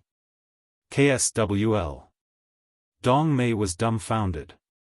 What's going on? Why isn't anyone criticizing Xiangyi anymore? In fact, there were still people who were criticizing her, but there were too many people who were indulging in candy. Hence, those comments were pushed down. However, Bai Wuxia, who was feeling guilty, accidentally saw this post on Weibo and hurriedly got his team to buy a trending topic. #Xiangyi acting like a big shot. He felt that the netizens didn't care about the truth, but rather, they just needed to vent their emotions. Hence, he wanted to take advantage of the situation and push Xiangyi to the peak of public opinion while he pretended that nothing had happened. He could even create the image of an old senior who didn't want to become famous. The power of trending topics was terrifying. As soon as the words were posted, countless netizens clicked on them. When everyone saw Dong Mei's news, the words acting like a big shot, superior, and medical resources easily stirred up emotions and poked at their sore spots. All of a sudden, the netizens got excited and pointed their keyboards at Xiangyi. No way, no way, no way. She's acting like a big shot? Oh, so celebrities are the privileged class now? Can't you treat this kind of minor injury yourself? They just had to occupy medical resources. Our country's doctors and nurses are already overworked. Don't you know how to reduce the burden on the medical staff? For a time, Xiangyi was once again caught in the whirlpool of the storm. Bai Wuxia also secretly bought some internet water army and bragged that he cared for the younger generation and did not put on airs. Unexpectedly, he received a very normal effect. Teacher Bai is so nice, where else can you find such a senior? When Bai Wuxia became popular, Xiangyi was still drinking milk. She wants her senior to pay for her? That doesn't make sense. Senior White's acting skills are so good, but he doesn't have any roles or resources. On the other hand, a powerless artist like Xiangyi relied on live broadcasts to become famous. I'm speechless. Just as the netizens were flaming him the most, the director of National Mass Workout posted on Weibo. Lao Zhu next door, I was too busy just now and it was chaotic. Now, I want to clarify that Xiangyi V is not acting like a big shot. Today, during the recording of the show, an accident happened. Xiangyi was injured because she was trying to save someone. In addition, her injuries in the ambulance were not minor either. She had a knife wound on her face and a fractured wrist. At that time, there were other injured artists in the ambulance. The three of them were squeezed into one car. Our staff drove the car ourselves, so there was no issue of occupying medical resources. Netizens, please think carefully. Be careful with your words. Be careful. Chapter 451. The three exclamation marks expressed Director Zhu's indignation. Having been in the entertainment industry for many years, he could tell at a glance the twists and turns behind the hot search list. However, on account of Bai Wuxia's seniority, he didn't mention the fact that Bai Wuxia left Xiangyi in the lurch. The netizens who were scolding Xiangyi were dumbfounded. What? Is Xiangyi really that good? She's willing to sacrifice herself to save others. However, the focus of the Spicy Tutu fans was on the injury, and they all felt their hearts ache. Ah, what's going on? Oh my God, a knife wound? And on her face? And a bone fracture. What exactly happened? Xiangyi is so pitiful, her old mother is about to cry. There was a huge uproar on the internet. The lounge was quiet and cozy. Xiangyi scooped up steamed chestnut pumpkin with a spoon and ate it while Shui peeled an egg for her with his slender fingers. Is there anything else you want to eat? He asked. Xiangyi thought about it and tilted her head. Spicy hot pot? You can't eat spicy food now. I was just thinking about it, don't even think about it. Shui handed her the peeled egg. Xiangyi was both upset and angry. She bit off half of the egg in one bite and choked until her face turned red. Fortunately, Shui poured her a glass of warm water in time. Eat slowly, he said in a helpless and doting tone. Xiangyi paused and changed the subject in order to hide her embarrassment. When did you find out about Xiaonaofu? Shui raised his eyebrows. Isn't it obvious? Which kitten knows how to act and is so good at acting? Xiangyi was speechless. That's true. What else do you know? Xiangyi asked tentatively. She was just asking casually, but to her surprise, Shui looked at her deeply and said, "That you from last year wasn't you, was it?" Xiangyi was speechless. Her eyes widened in shock. He can tell. Shui said gently, after all, I'm a professional at acting. Many things could be acted out, but what was acted out was ultimately just an act. It wasn't completely real. Xiangyi recalled the scene of her transmigration and felt a little guilty. Did I do anything to you at the hotel that day? Shui slowly picked up an apple and peeled it. There was a hint of teasing in her lazy voice. Sister E, do you think that you will succeed? He threw the question back. Xiangyi panicked even more. No, it can't be that something really happened, right? Are you okay? Were they bullied? Was she taken advantage of? Have you been wronged? The handsome man had a pair of deep and charming peach blossom eyes. Sister E, what are you worried about? Are you afraid that I'm not clean? Xiangyi's ears began to turn red as soon as she heard his flirtatious words. That's not what I meant. Cleanliness or not, it's all the shackles of the secular ethics. It shouldn't become prejudice and be taken to heart. Whoosh, Shui closed the distance between the two of them. His eyes were pure black as he stared at the young lady in front of him without blinking. So, Sister E, what you mean is that no matter what kind of person I am, Sister E won't mind? Xiangyi vaguely felt that his words were a trap. However, she trusted Shui too much and instinctively replied with a soft, yes. Then, what if I'm a bad person? Shui asked with a smile. Xiangyi retorted instinctively, no, you won't. You're very, very good. Then, she saw the man in front of her curl his lips. What should I do? I don't want to be a good person at all. Chapter 452. Huh? Xiangyi's eyelashes fluttered. Before she could react, her eyes were covered. It was a sudden darkness. Shui. She called out to him in confusion. There was doubt in her voice. But she was not afraid. Shui paused in his movements. You. Xiangyi bit her lower lip and hesitated for a few seconds before asking, are you going to kiss me? Shui was speechless for a moment. Although he wanted to be a bad guy from the bottom of his heart, after being exposed, he felt a little embarrassed. The rational person in his heart and the devil person were in a fierce confrontation. Xiangyi's face was completely red. Even her voice was trembling, but she still pretended to be calm and indifferent. Then, you can kiss me. Bang! It was like fireworks bursting in the sky at the end of the century. Her heart was racing at the speed of a 100-meter dash. Her ears were filled with chaotic noises. For a moment, time seemed to have stopped. Shui's clear throat moved. His voice was a little hoarse. Sister E, do you know what you are saying? Xiangyi said, Nan told me a phrase recently. I think it makes sense. I think I'm a little like an old pervert.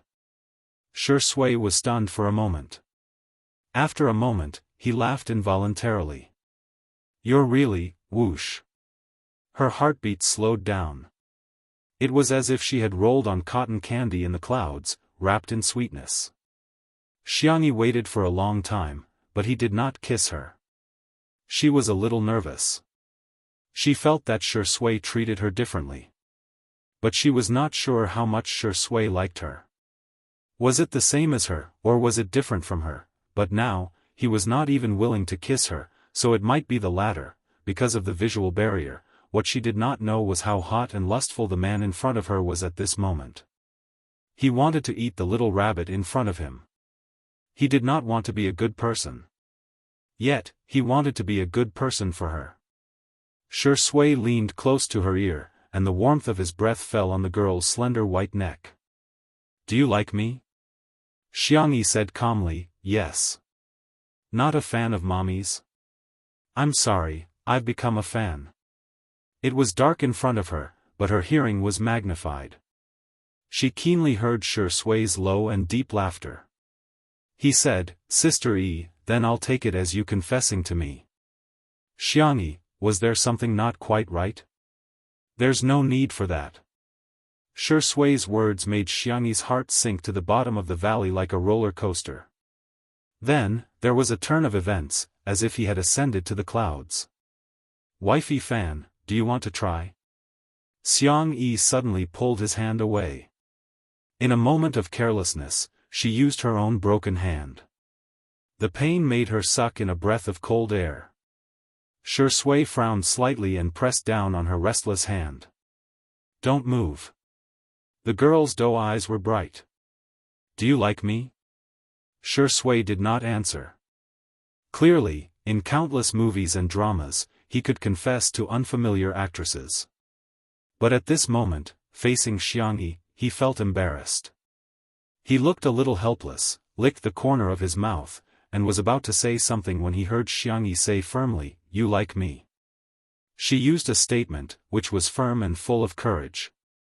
Shi Sui was infected by her, and there was a happy smile on his face. Yes, I like you, and you like me too. Xiang Yi coughed and raised her chin proudly. Then, we are in love with each other. Then, do you want to be my boyfriend? Chapter 453. In the lounge, it was so quiet that only the sound of each other's breathing could be heard. Even the air seemed to have been tainted with a hint of sweetness. Xiang Yi asked too frankly. Probably because of her upbringing, she never felt that love was something that couldn't be said out loud. Love was meant to be expressed. Actions and words were both ways. Shi Sui also answered naturally, "Okay," he paused and smiled. "But I should be the one to say this first." Xiang Yi, then let's pretend to do it again, and you confess to me. A sly look flashed across the girl's eyes, like a little fox. But it was especially cute. Shi Sui was especially cooperative as he straightened his tie and cuffs in a serious manner. He even picked up a rose from a vase and said in a very ritualistic manner, "Xiang Yi, would you like to be my girlfriend?" Xiang Yi nodded her little head. Okay, boyfriend." The girl was childish, and her smile was pure and bright. Shi Sui picked up a half-peeled apple and was childish with her. "Girlfriend, do you want to cut the fruit into small pieces?" Xiang Yi gestured with her hands. "Boyfriend, I want it this big." The two looked at each other and couldn't help but laugh at the same time. Shi Sui quickly peeled the apple, and the skin was not broken at all. Xiang Yi sat on the bed wrapped in a blanket, eating the apple that Shi Sui fed her, and her happy little legs dangled in the air. When Nan came in, he saw her sweet and silly smile. How did Sister Yi become so stupid? Nan strode forward and reached out to touch Xiang Yi's forehead. "Good girl, do you have a fever?" Before he could touch the corner of the girl's clothes, his hand was stopped halfway by a pair of big hands, and tightly shackled. Shi Sui said neither too fast nor too slow, "There are differences between men and women." Nan blurted out, "You're already in the same room as Sister Yi. Aren't you a man?" "He's my boyfriend." After Xiang Yi said that, she felt like a show-off. She shyly wrapped the blanket more tightly. Nan? His eyes widened as he looked at Shi Sui in disbelief. Just like that, Shuringdi was promoted? It took a few minutes for Nan to accept this reality. He gulped and said, "Good girl, if your brothers find out, what are we going to do? What will they do to Shuringdi's legs?" Crack, he made a gesture to interrupt. Xiang Yi said, "No, I'll protect him." Shi Sui smiled. "Thank you, Sister Yi. It's great to have Sister Yi around. It's normal for a girlfriend to protect her boyfriend." Xiang Yi looked calm on the surface, but her little body was twitching again. Nan looked at this scene in shock. "Shuringdi, why are you acting so natural with your gigolo face?"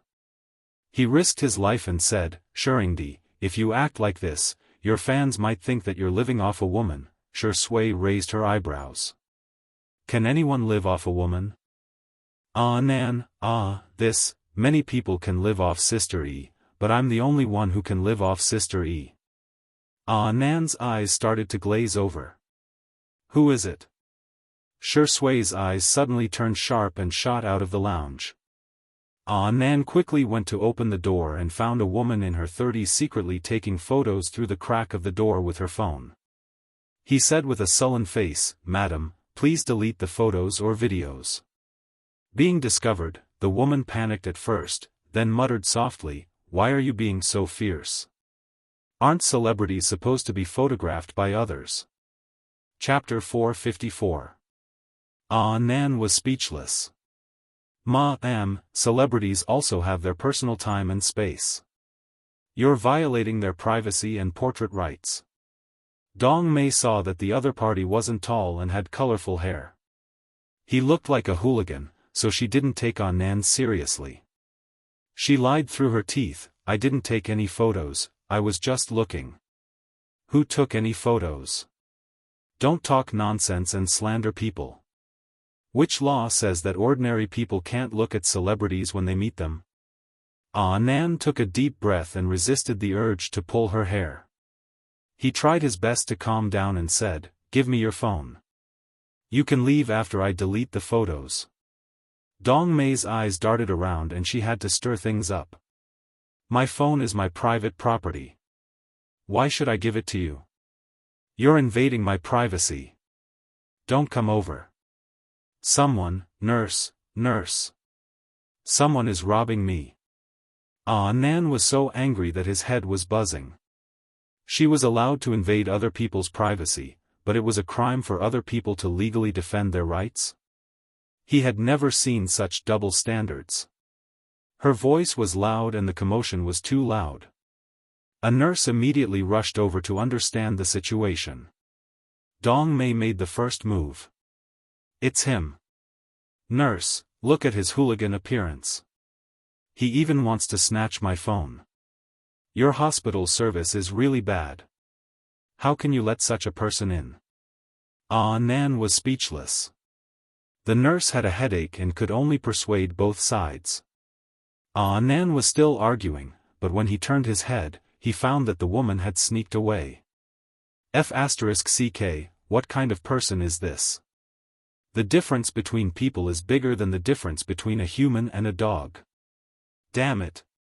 Si Chuanbai had just gotten out of the elevator when he heard a certain little girl with colorful hair swearing. He coughed lightly. The next second, Nan quickly changed his words. His mother's mother is called grandma, and his father's father is called grandpa. Si Chuanbai's eyes were full of smiles, but on the surface, he still looked like a serious elite. What happened? Nan reluctantly recounted the whole story. Si Chuanbai frowned. "I'm afraid that woman didn't secretly take 1 or 2 photos. Not long ago, a Weibo post was trending. Fortunately, Director Zhu came out to clarify. This hospital was located in a remote area, and there was not much traffic." He refreshed his Weibo. Sure enough, the other party had updated his Weibo, and his words were full of sarcasm. Wuxia Xianxia Kuhanlai, oh my god, I can't stand how pretentious this female celebrity is. She even needs her assistant to feed her when she eats. What was even weirder was that there was a little hooligan beside her. His hair was dyed in different colors and he looked like a delinquent. I only took a few photos, and he actually scolded me. Luckily, I was quick-witted and insisted that I didn't take any photos. He couldn't do anything to me. In addition to the text, she also attached a few pictures that she had secretly taken. Dong Mei was proud of her cleverness. She had set the settings that she could only comment if she followed someone. Now, her Weibo followers had increased from dozens to thousands. She was very excited. If it could rise to tens of thousands or hundreds of thousands, wouldn't she be able to become famous on the internet just by scolding celebrities? How could he earn money while lying down at home? She didn't expect that she would fail this time. And it was a thorough search. As for the untimely couple fans, they welcomed another wave of celebration. What assistant? This is Shengdi. Shengdi is feeding sister EHH. I'm dead. Why are you feeding her with your hands? Use your mouth. Use your mouth. Do you hear me? Chapter 455. The group of fans chewed on the candies and screamed like groundhogs. This couple must be the most genuine couple in the entertainment industry, right? The sweetest, right? It's not a loss to invest in them. Shursui sister and Spicy Tutu's fans felt a little strange. Most people hoped that Shursui and Xianxia would be beautiful on their own, but the two of them were so close, they really couldn't help but think about it. Could it be, something's really going on? For a moment, the fans of both parties were discussing what to do if this couple was real. In addition to the couple, Dong Mei was also ridiculed by a large number of netizens. I'm dying of laughter. You don't even know who Shursui is and you keep calling him an assistant. You're twisting the facts, you know? Ah, Nan's little colorful hair has offended you. It's clearly very artistic.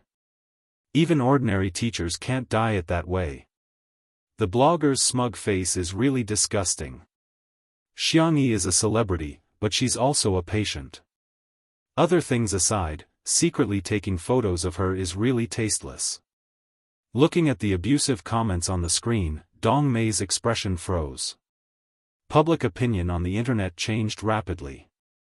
1 second, they would praise you to the heavens, and the next second, they would trample you into the mud. Those who used public opinion as a sword to kill would definitely die by the sword. She deleted the latest Weibo post dejectedly, trying to pretend that nothing had happened. Unexpectedly, the netizens scolded her even more fiercely. Oh, you're feeling guilty already? Are you there? Why aren't you jumping out and prancing around? Are you visiting your mother's grave? Secretly taking photos is illegal. Be careful. Tutu Brother V's lawyer's warning letter. Dong Mei panicked and trembled as she typed. Meihua Xiangzi Kuhanlai, I'm just an ordinary single mother who came to the hospital with her child and happened to bump into a celebrity. I don't know anything about the entertainment industry at all. I was just casually complaining, but I didn't expect it to attract attention. Let me go, stop scolding me. As soon as this Weibo post was posted, some people's hearts softened when they saw the word single mother. They were all humans and had compassion. At the thought of a woman raising a child, it was indeed not easy. Hence, many people not only stopped scolding her, but they also deleted their previous comments. Dong Mei saw that the comments section gradually calmed down and heaved a sigh of relief. Suddenly, a nurse shouted, "Whose child is this? Why don't you think so?" Dong Mei went over with the intention of watching a good show. She didn't expect that the one who fell down the stairs was her son.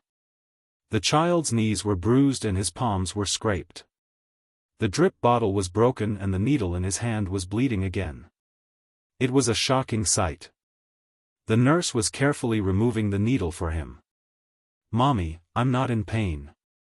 The child's eyes were wet. "I can't find you. Where did you go?" The surrounding people looked at him strangely, as if they were silently criticizing him. A fire of annoyance rose from the bottom of Dong Mei's heart. "Who told you to look for me? If you just stay there obediently and get in for drip, do you know how to fall? You only bring me trouble every day." The child trembled in fear and said timidly, I just want to go to the toilet." An old granny next to her said unhappily, "The child is so young. How can you leave the child alone? As a mother, you are too magnanimous." "It's none of your business, old woman." Dong Mei roared and grabbed the back of her son's collar. "You're so annoying. How old are you? Can't you go to the toilet yourself?" The child was already at his limit when she grabbed him. He was so scared that he instantly peed his pants.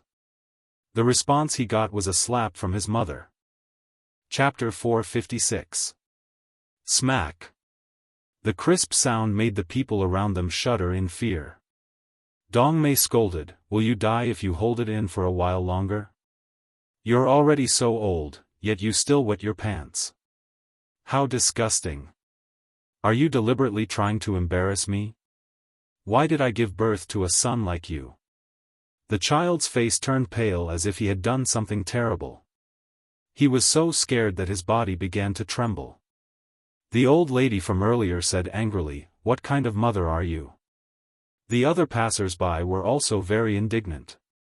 Not far away, a young man had recorded all of this on video. Dong Mei acted like a shrew in the hospital and scolded all the passers-by who were criticizing her.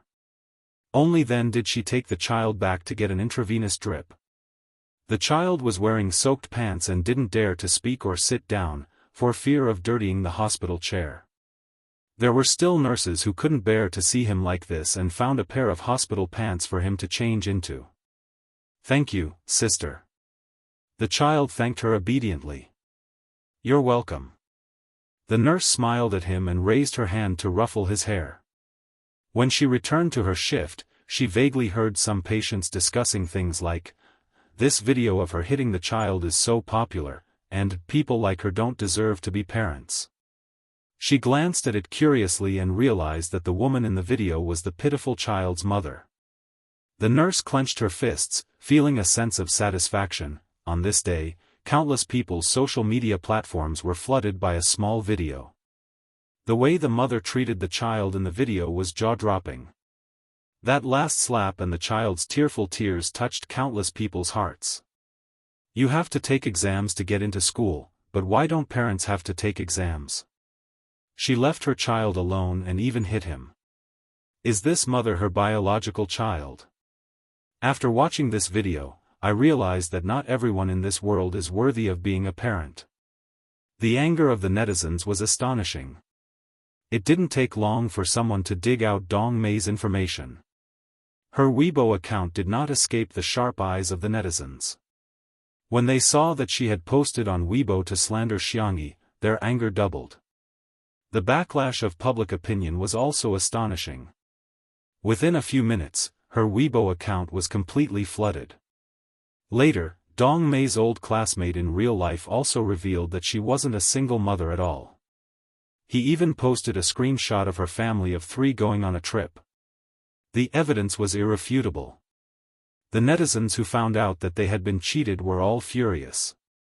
Was this woman treating them like monkeys? Dong Mei's phone was flooded with countless calls and messages. Even her husband's unit knew that she had hit the child and spread rumors. He might not even be able to keep his job. When she posted her first Weibo post, she never expected that retribution would come so quickly. The woman sat down on the hospital floor and cried bitterly. She regretted her actions. In the lounge, Si Chuanbai walked in and realized that the atmosphere in the room was different. He pushed up his glasses and asked calmly, "You two are together?" Nan followed behind him, his head full of question marks. "No, how could Mr. C tell at a glance?" Xianxia nodded. Shi Sui smiled. "Yeah, Sister E is my girlfriend, Nan. Shiringdi actually has such a childish side." Si Chuanbai was indeed a top manager. His first reaction was from the perspective of their work. "Then, are you going to make it public?" This time, it was Shi Sui's turn to nod. However, Xianxia said straightforwardly, "What if you two break up?" Shi Sui. Chapter 457. They had been officially dating for less than an hour, right?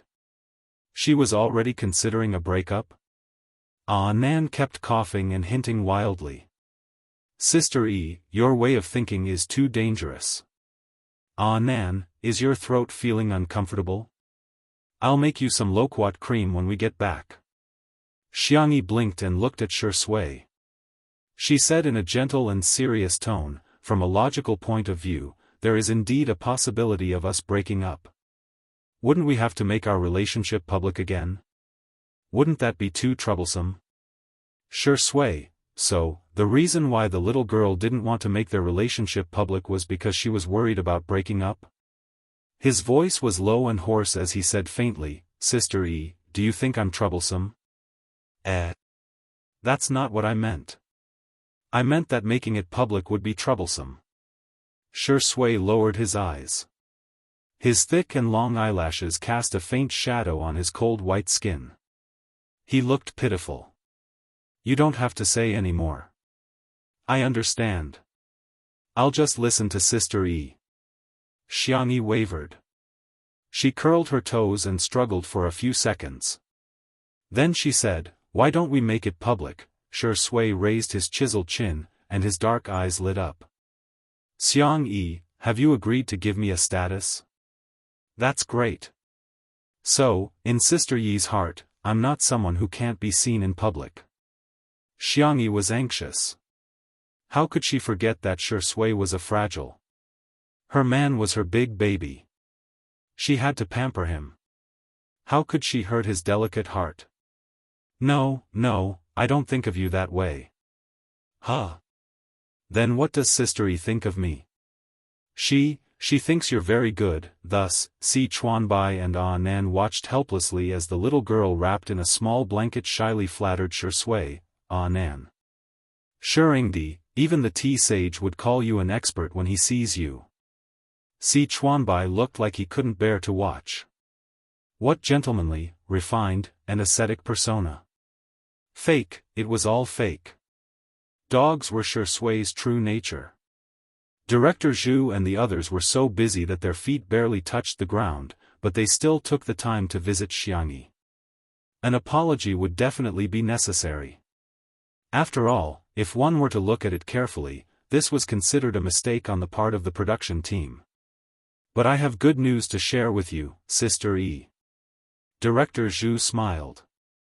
Sister Yi, that man is a fugitive. The authorities have wanted him for a long time, but this person is very good at anti-reconnaissance. It seems that he used to be an international mercenary. This time, he was forced into a corner by the carpet search and wanted to commit one last crime. He didn't expect to be caught by you. Xiang Yi said, the credit doesn't belong to me alone. I have to thank Junhan and the others. We worked together to catch him. Director Zhu's impression of Xiang Yi soared. She was brave enough to stand up for what was right, but she didn't claim credit for herself. She really left a good impression on him. How's Su Tumi? Xiang Yi asked. Director Zhu hurriedly said, she's much better, the doctor told her to rest quietly. It's just that, ahem. Director Zhu, feel free to speak your mind. Director Zhu said embarrassedly, she has been clamoring to stay in the same ward as you. If there are no empty beds, she can sleep in the same bed as you. Su Tumi was really frightened and had already cried several times. Xiang Yi said, I'm not staying in the hospital. If she wants to rest quietly, can she stay anywhere? Director Zhu said, the doctor doesn't have any special requirements. Xiang Yi thought about it and said, why don't you take her to my house? There are many empty rooms in my house. Shui, who was at the side, slowly typed a question mark. Chapter 458. Known facts. Frowny face. I have a girlfriend. My girlfriend has a girlfriend. Request, who can sleep in my girlfriend's bed first, me or her friend? The answer was self-evident. Shui licked the roof of her mouth with the tip of her tongue, feeling slightly displeased. Hearing this, Director Zhu's eyes lit up. That's great. Sister Yi, why don't I go back with you? Shui coughed with a sullen expression. Only then did Director Zhu realize how ambiguous his words were. He hurriedly explained, don't get me wrong, I'm just worried about the filming of this episode. If we redo the filming, Su Tumi won't be able to adjust her state of mind for a while. I don't intend to force you, but there won't be enough time for this episode. Sister Yi's words reminded me that I can divide this episode into 3 rounds of games. The third round will be a vacation and leisure time after the workout. At this moment, Director Zhu still didn't know that in a few years' time, National Mass Workout would not only become the most popular variety show in the country, but it would also become a global hit. They even bought the copyright of the show overseas and took it back to make it into a local show. However, it was not as popular as National Mass Workout. Xiang Yi didn't have any objections to that. I have no objections. Director, you can make the arrangements as you see fit. I will try my best to cooperate. Director Zhu rubbed his hands and looked at Shui with a chuckle. Since we're all going, you definitely won't be able to avoid being in the spotlight, Shui said indifferently, I'm fine with anything. Apart from Two Under One Roof, Shui had never been on any variety show before. It wasn't that the production team of National Mass Workout had never invited him, but he had always turned them down. She didn't expect him to agree this time. Director Zhu happily went to discuss with the scriptwriter and planner. Before leaving, he didn't forget to close the door. Director Zhu suddenly reacted. A single man and a single woman in a room, are these two people really a couple?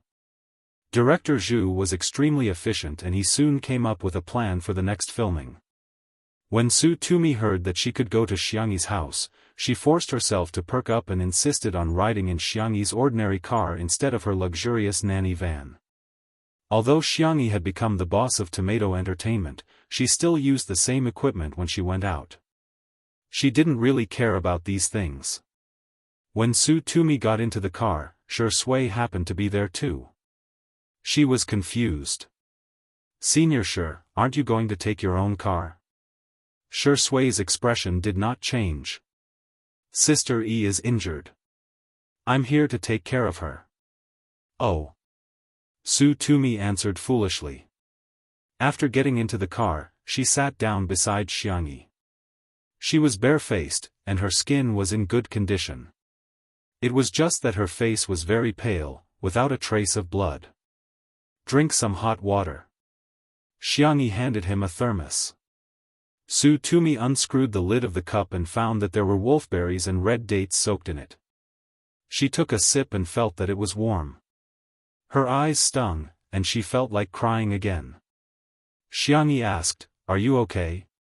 Hearing her soft and gentle voice, Su Tumi couldn't hold it in any longer.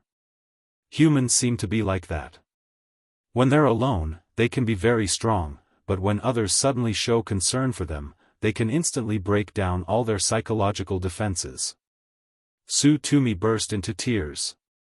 She cried so hard that she lost her image as tears and snot flowed out. Shui looked away and looked at the scenery outside the window.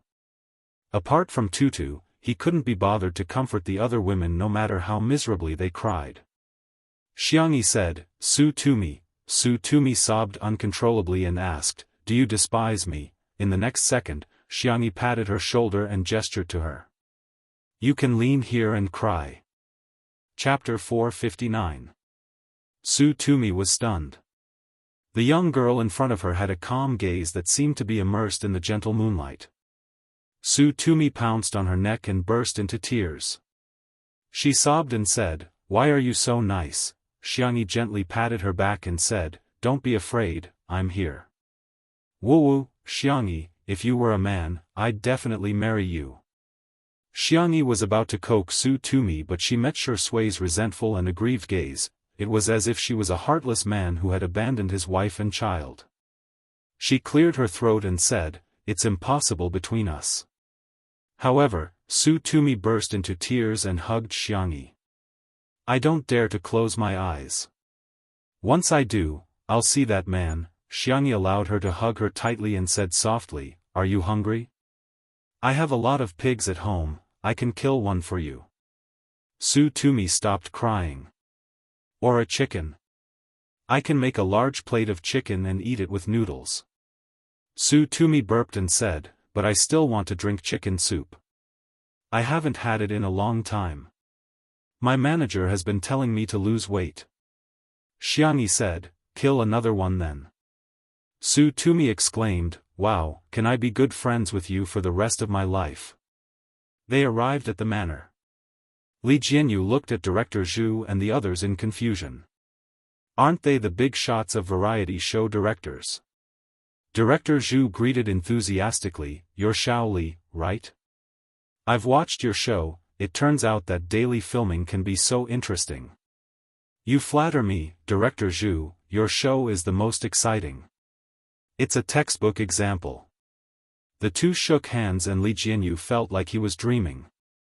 He even secretly told Ruan Qing that he wasn't going to wash his hands for the next 2 days. Unsurprisingly, Ruan Qing rolled her eyes at him. As the deputy director, Ruan Qing had interacted with Director Zhu before. After exchanging a few pleasantries, Ruan Qing asked him about his intentions. Director Zhu said, "Hey, there was an accident during the recording.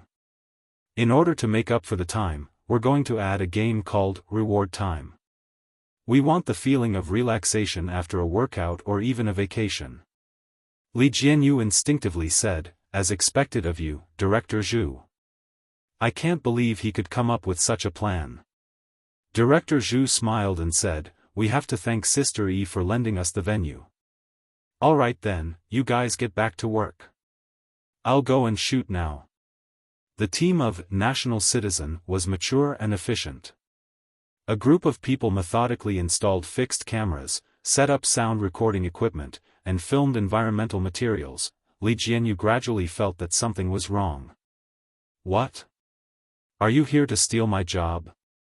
His eyes widened. "Ah, we're both filming daily life. How can I be afraid of a big shot? I can't take it anymore, I want to die." Ruan Qing said, "Finish today's work before you die." Li Jianyu said, "Sister Ruan, you seem like a capitalist who exploits workers in a capitalist society." Ruan Qing smiled. "Since you've said so, then let's work overtime today." Li Jianyu's wails could be heard in the courtyard. Director Zhu originally thought that Su Tumi wouldn't be able to adjust for the time being, but he didn't expect her to go out with Xiangyi after resting for a while. He hurriedly got the cameraman to follow them, thinking that he could capture the romantic scene of Su Tumi having afternoon tea in the glass greenhouse or feeding the pigeons by the fountain. He then saw the two of them stop in front of the chicken coop. "Which one do you like? I'll kill it and make soup for you." Director Zhu was dumbfounded. Chapter 460. Su Tumi's eyes lit up and she exclaimed, that one. It looks very tasty." Director Zhu was dumbfounded. "Shouldn't you decline at such a time? Why the hell did you just choose the chicken? Don't you have the burden of being an actress?" Xiangyi nodded and said calmly, "Okay, kill it." Director Zhu was dumbfounded. "Oh my God, Sister Yi, do you still remember that your hand is fractured? She killed it just like that. She's simply a domineering queen who has the power to kill." However, he also had to admit that the variety show was superb. The natural laughs were far more exciting than the ones that were carefully written and acted out. Xiangyi took Su Tumi for a stroll and happily picked up 2 old hens, a lamb, and a few fish in the fish basket. She released the small fish and only kept the 2 big ones. Although Xiangyi wanted to do it herself, she was still stopped. The final plan was that everyone would process the ingredients together and the recipe would be decided by Xiangyi. It had to be said that such an atmosphere of cooking together added a touch of warmth to the film. Jun Han, Bai Wuxia, and the others followed Shui to process the ingredients and recorded a lot of material. Unlike the others who kept a low profile, Bai Wuxia had been striking up a conversation with Shui, creating the feeling that the two of them were close friends. Seeing that he was trying to ride on Shui's coattails, Jun Han felt uncomfortable both physically and psychologically and quietly distanced himself from him. As for Su Tumi, she was placed in front of the French window. The incense burner on the table was filled with a soothing incense and there was a cup of hot and sweet milk tea beside her hand. Xiangyi placed a small furry blanket on her knees to cover her legs and sat cross-legged on the rattan chair unscrupulously. Su Tumi lamented, "I'm living like a princess here." Xiangyi said seriously, "You're the little princess." To be honest, Su Tumi had heard such flattery countless times but she felt that Xiangyi's compliments were different from others. "You're the princess who's running away." Xiangyi smiled and said, "Your Highness, cheers." The ceramic cups made a crisp sound in the air, symbolizing the friendship between the two girls. Director Zhu did not assign any more tasks to them. It really felt like a vacation. Sipping afternoon tea in the glass greenhouse, driving a drone in Little Rabbit Farm, fishing leisurely by the pond, picking fruits in the orchard, tranquil and beautiful, unhurried and leisurely. At night, the daily live stream of Two Under One Roof began. Director Zhu still wanted to shoot some more material for dinner, so he discussed with Li Jianyu to have a joint production between the two variety shows. Although it was said that they were promoting each other, Li Jianyu knew that they were the ones who had the advantage. After all, National Citizen was much more popular than Two Under One Roof. There were all sorts of dishes for dinner. Not every artiste was good at cooking. Some of the dishes looked very dark. Some people in the live stream were unhappy. That egg is already black, how can we eat it? I'm speechless. What does Xiangyi mean by this? There are so many people here, is this how she entertains them? How long has it been? She's already become a pampered heiress who doesn't even bother to cook. As soon as those pop-up comments floated past, Su Tumi pushed the plate of devilish tomato scrambled eggs in front of Xiangyi and blinked expectantly. Sister E, try it, I made it for you myself. The netizens in the live stream were speechless. Chapter 461. All of a sudden, the pop-up comments were filled with laughter. The slap in the face came so quickly, it's like a tornado, ha ha ha ha ha, Su Tumi's terrible cooking is amazing. Some people are so shameless, they just don't learn from their mistakes, huh? Why does Sister E have to cook? She's a guest too, not a chef, okay? Cooking is a favor, not a duty. Please don't use moral coercion. Wang Yao's presence soon livened up the atmosphere. The netizens also came to a sudden realization that there were so many people there today, not guests, but for the recording of the show.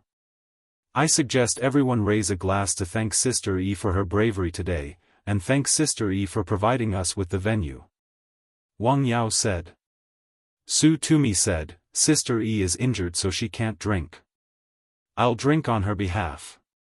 She picked up the glass and downed both hers and Xiangyi's in one gulp. Wang Yao's brain twitched and he shouted, Get together. Get together. The others didn't know what was going on and hence, followed suit. In the live stream? Yaowa. Stop your dangerous comments. Sweet sister x soft sister, sweet and soft couple, I'm going to stand for 1,000,000 seconds. I'm dying of laughter. Sure Sui has changed from a wife-coveting maniac to a wife-coveting Wang Yao. Wang Yao was yelling enthusiastically when he suddenly felt a chill on his back. He rubbed his arms, only to realize that he had gotten goosebumps. He turned his head sluggishly, only to see that Sure Sui was staring at him with a smirk. Wang Yao shuddered and sobered up. Sister E, your cat is so clingy, ha ha ha. He stiffly changed the subject. Ever since Xiangyi returned, Xiao Naofu had been nestled in her arms and refused to go anywhere. It wrapped its paws around her neck coquettishly. Xiangyi knew that it was worried about her, so she had no choice but to let it be. She raised her hand and rubbed the back of Xiao Naofu's neck. Xiangyi asked softly, Do you want to drink goat milk? Meow, it sounded coquettish. Sure Sui reached out. Give it to me, I'll hold it for a while. Xiao Naofu's face was full of rejection. If it was in the past, Xiangyi would have given him a hug. But thinking of what Jun Han said, she asked, Did you bully Xiao Naofu behind my back? He took it for a run and even threatened to sterilize it if it didn't listen. Sure Sui. Oh no, this is bad. The girl's cheeks puffed up slightly. You're not allowed to bully it in the future. Sure Sui narrowed his eyes. His long and narrow eyes revealed a hint of danger. Even the cat was more important than him. The man exuded an oppressive aura, and the atmosphere at the table became much colder. Xiao Naofu, on the other hand, looked at Sure Sui with an expression that said, This Huhu is the most favored one. The untimely couple fans expressed that they had bumped into each other again. He's jealous, that D*MN man is jealous. There's always someone who can deal with you. If not, then I'll change to another cat. I suspect that this cat has really gained sentience and has real evidence. Green tea axe, brother, this family can't tolerate you anymore. Did you do something wrong? Don't make things difficult for me. You'd better pack up and leave. While the netizens were having fun, they heard Bai Wuxia say shamelessly, "Sister E was very brave today, but if I hadn't brought a rope over, that fugitive would have definitely run away." Everyone was shocked speechless by his confusing speech. Jun Han, in particular, had always been ashamed and felt that he was too cowardly for not stepping forward to help. Bai Wuxia's words had directly overturned his worldview. In an instant, everyone was dumbfounded. Bai Wuxia was still speaking with confidence. Chapter 462. Ah, my dear viewers, you guys have no idea how dangerous the situation was today. Bai Wuxia's words piqued the curiosity of the netizens who were watching the live stream. So, what exactly happened today?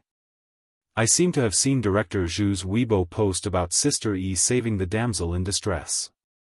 Who did Sister E save? I'm dying of curiosity, Teacher Bai, hurry up and tell me. Director Zhu's expression changed slightly and he picked up his glass. Come on, Teacher Bai, let's toast. He deliberately changed the topic, but Bai Wuxia was determined to take credit and hence clinked glasses with him perfunctorily. While Xiangyi went to make goat milk powder for Xiao Naofu, he continued to narrate, "Our filming location in the afternoon is on the mountain. Who would have thought that there would be a fugitive hiding in the mountains? I heard that he has been wanted for a long time and he's a serial killer who specifically targets women. However, Xiao Su ran into him and the situation was critical at that time. Little Su had been dragged away. Fortunately, she was quick-witted and called for help loudly. As soon as I heard her voice, I immediately rushed over. I thought that since Xiao Su is a girl, it's only right for a man to protect a woman, isn't it? Besides, I'm old and Xiao Su and the others are like my children in my eyes. Of course, I have to protect them from harm." The atmosphere at the dining table was extremely strange. Jun Han was so embarrassed that he kept digging his toes into the ground. The other artistes involved in the filming looked at each other in dismay. Su Tumi was reminded of those painful memories and she subconsciously bit her lower lip while her hand that was holding the chopsticks trembled. She put down her chopsticks and gripped the hem of her clothes so tightly that her veins were popping out. They were particularly obvious on her fair skin, the negative emotions were overwhelming and pressing down on him. Su Tumi thought that she had already gotten over it, but in fact, she hadn't. She was like a drowning person who Xiangyi brought to the surface of the water to take a breath of fresh air. After a short moment of salvation, she was forcefully pressed back into the water. There were more comments in the live stream. Oh my god, reality is more exciting than television dramas. Teacher Bai is so nice, if only I could have a senior like him. Hey, Su Tumi was dragged away. Then could she have already been, seriously, Su Tumi, Teacher Bai saved her. Isn't she going to thank him for saving her life? He was even fawning over Xiangyi. Was it because he wanted to play with whoever was popular? If Teacher Bai isn't popular now, could it be that she doesn't even care about him? Bai Wuxia then used the spring and autumn style and the art of language to secretly change the concept and add fuel to the fire. He bragged about himself and even made a concluding speech. Humans are humans because we are different from cold-blooded animals. We have warmth and feelings. When you see others suffering, if you can help them, then help them. People love all living things, and all living things love each other. For a moment, many netizens felt that he had a halo behind him. The comment section praised him to the skies, Teacher Bai, awesome. Well said. She's the clear stream of the entertainment industry. To be honest, Bai Wuxia's words are really good. It's not just pure kindness. In a sense, it has risen to the level of ethics, morality, and even religion. It's a whole other world. He's an idealist and an ascetic in life. Unfortunately, such an artist isn't popular. Instead, a pretty face like Xiangyi is. It's simply intolerable. Chapter 463. Some netizens expressed their dissatisfaction. Sometimes, people only believed what they saw and heard. They believed the information that came in from the outside world without thinking about it. At this moment, everyone felt that Bai Wuxia's image was extremely high and mighty. As for Xiangyi's injury in order to save Su Tumi, it seemed to have become a trivial matter. Jun Han and the others were too embarrassed to expose Bai Wuxia. Su Tumi was in a terrible emotional state and couldn't even utter a single syllable. Shi Sui happened to be absent too, and little Shiji bit her pants and called her to watch them display their affection.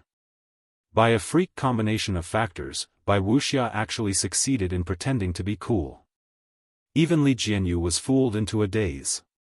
Director Zhu, who was beside him, had a sullen expression on his face. Others might not know the details, but he saw it clearly in the director's office.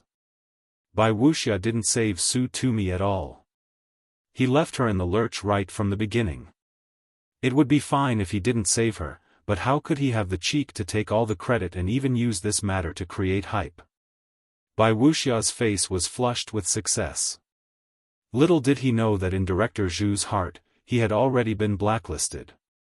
Little Su, have some warm soup to warm your stomach. Bai Wuxia took the initiative to scoop a bowl of chicken soup and handed it to Su Tumi. Although the chicken was handled by someone else, Xiangyi was the one who added the spices. She stewed it in the pot for 2 hours and the aroma was overwhelming.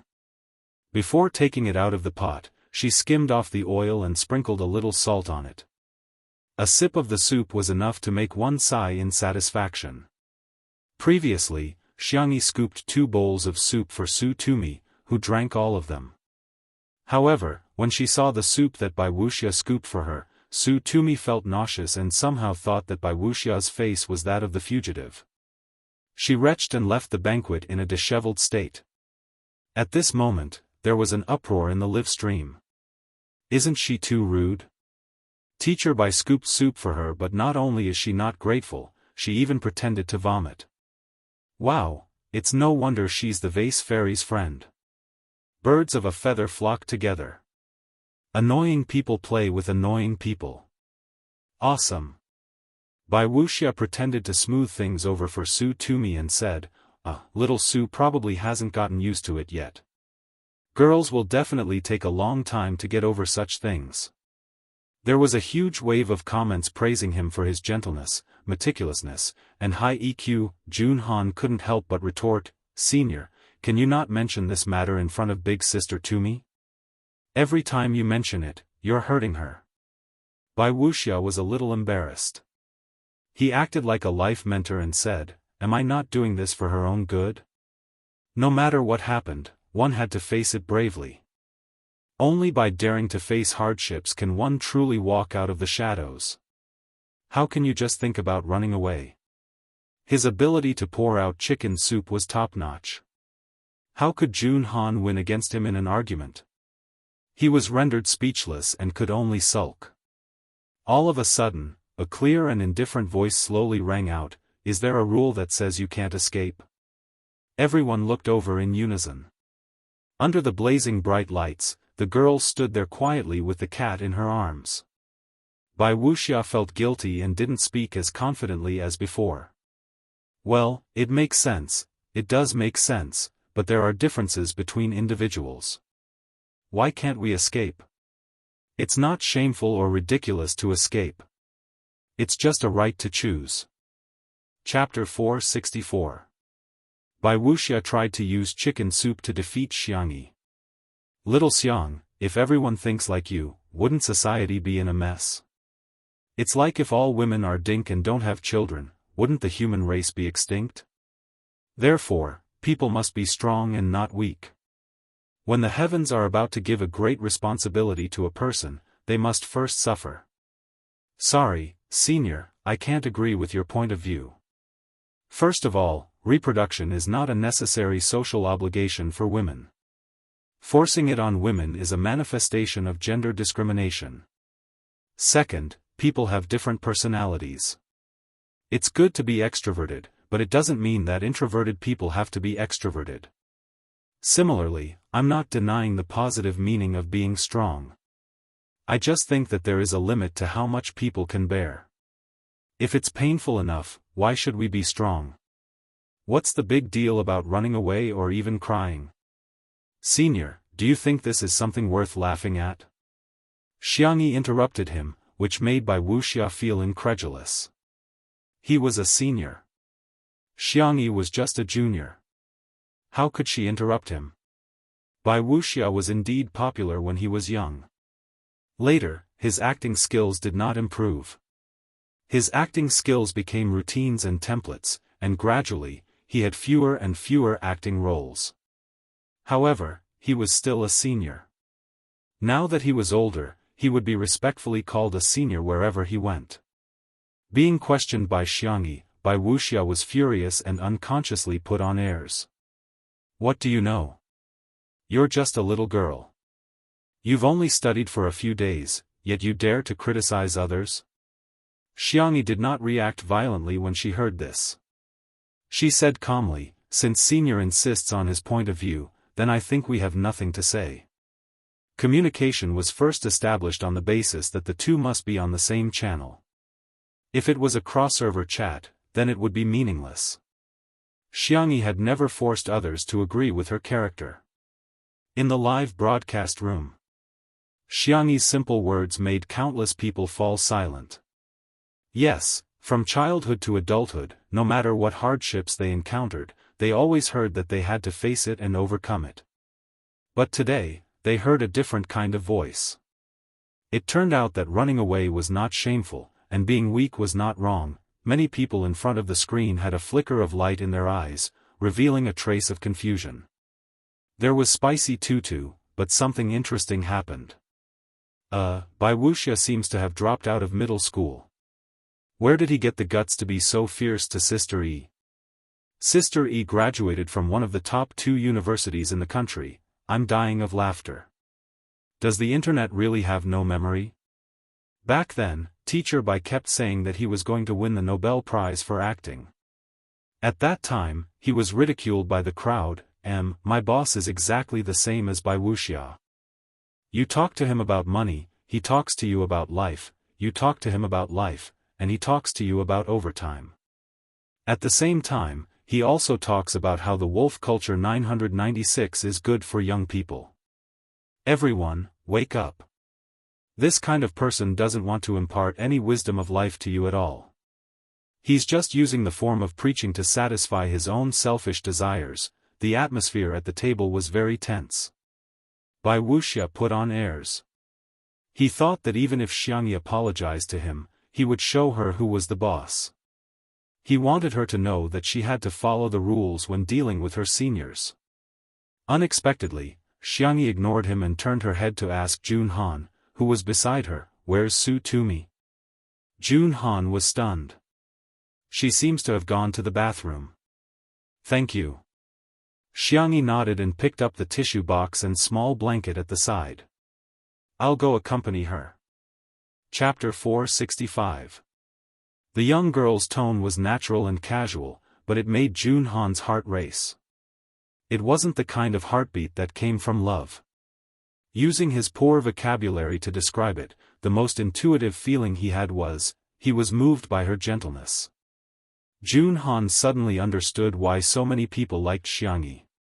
The so-called popularity with the audience was actually not metaphysics, but rather, it was just because that person had a unique personality and charisma. In the bathroom, Su Tumi sat on the ground and swiped the screen of her cell phone with trembling fingers. She had lived to the age of 22 and had always been the center of attention. She lived a peaceful life and was always successful in everything she did. Even her entry into the entertainment industry was smooth sailing and her fans treated her like a princess. It was the first time she had come into contact with online violence that was even more terrifying than being called a baldy. Who told you to wear so little? Serves you right. Did they really do that to you? TSK, it's so dirty. Why did they pick on you instead of others? There must be a reason. I really can't stand your aggrieved expression. You must be very regretful that the other party didn't succeed. Wow, Su Tumi, you're actually still in the mood to eat. If I were you, I'd take 10 showers in the bathtub. Through the screen, she had no idea who the person opposite her was, but she could feel the malice. The more she saw, the redder Su Tumi's eyes became. Is it really my fault? Is it because I'm wearing too little, because there's something wrong with me, and because I'm not a perfect victim? Knock, knock. Someone knocked on the door. Immediately afterwards, Xiangyi asked in a gentle voice, Su Tumi, are you okay? Whoosh, Su Tumi covered her mouth as tears rolled down her cheeks. It was so hot that the back of her hand hurt. She sobbed and said, Don't come in, I'm just going to the bathroom. As she spoke, she pressed the switch of the faucet, after which the sound of running water filled the air. Xiangyi stayed silent for a few seconds and said, Okay, I'm not going in, I'll be right outside the door. I can chat with you or stay silent. Su Tumi heard a sound coming from behind the door. It seemed that Xiangyi had sat down. A door separated the two of them. They were very close to each other. One of them spoke clumsily, while the other was gentle and didn't expose her. I just wanted to tell you that I'm here. Hearing this, Su Tumi couldn't help but burst into tears. Wow, you're so annoying. I hate you, Xiangyi. Then, sorry. Xiangyi was a little helpless. I just feel that when you're sad, you'll feel even worse if there's no one by your side. Because she had experienced it before, she didn't want Su Tumi to experience it again. If you don't like it, I'll leave now.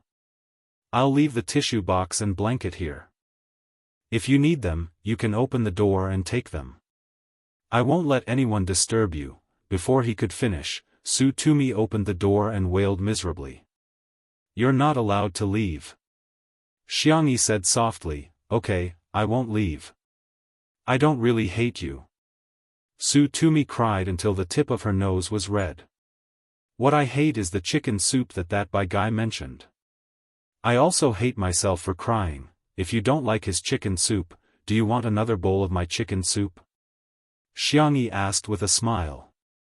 Su Tumi pursed her lips and cried until her shoulders shook. He's already touched it, he's tainted the pot of chicken soup. Xiangyi said, It's okay, there's still half a pot. I'll get you a spoon, you can drink from the pot. Su Tumi suddenly felt much better. Chapter 466. In the small kitchen. The firewood in the stove was still warm. Even though so much time had passed, the chicken soup was still piping hot. Su Tumi held the large spoon that Xiangyi gave her and blew on it before gulping it down.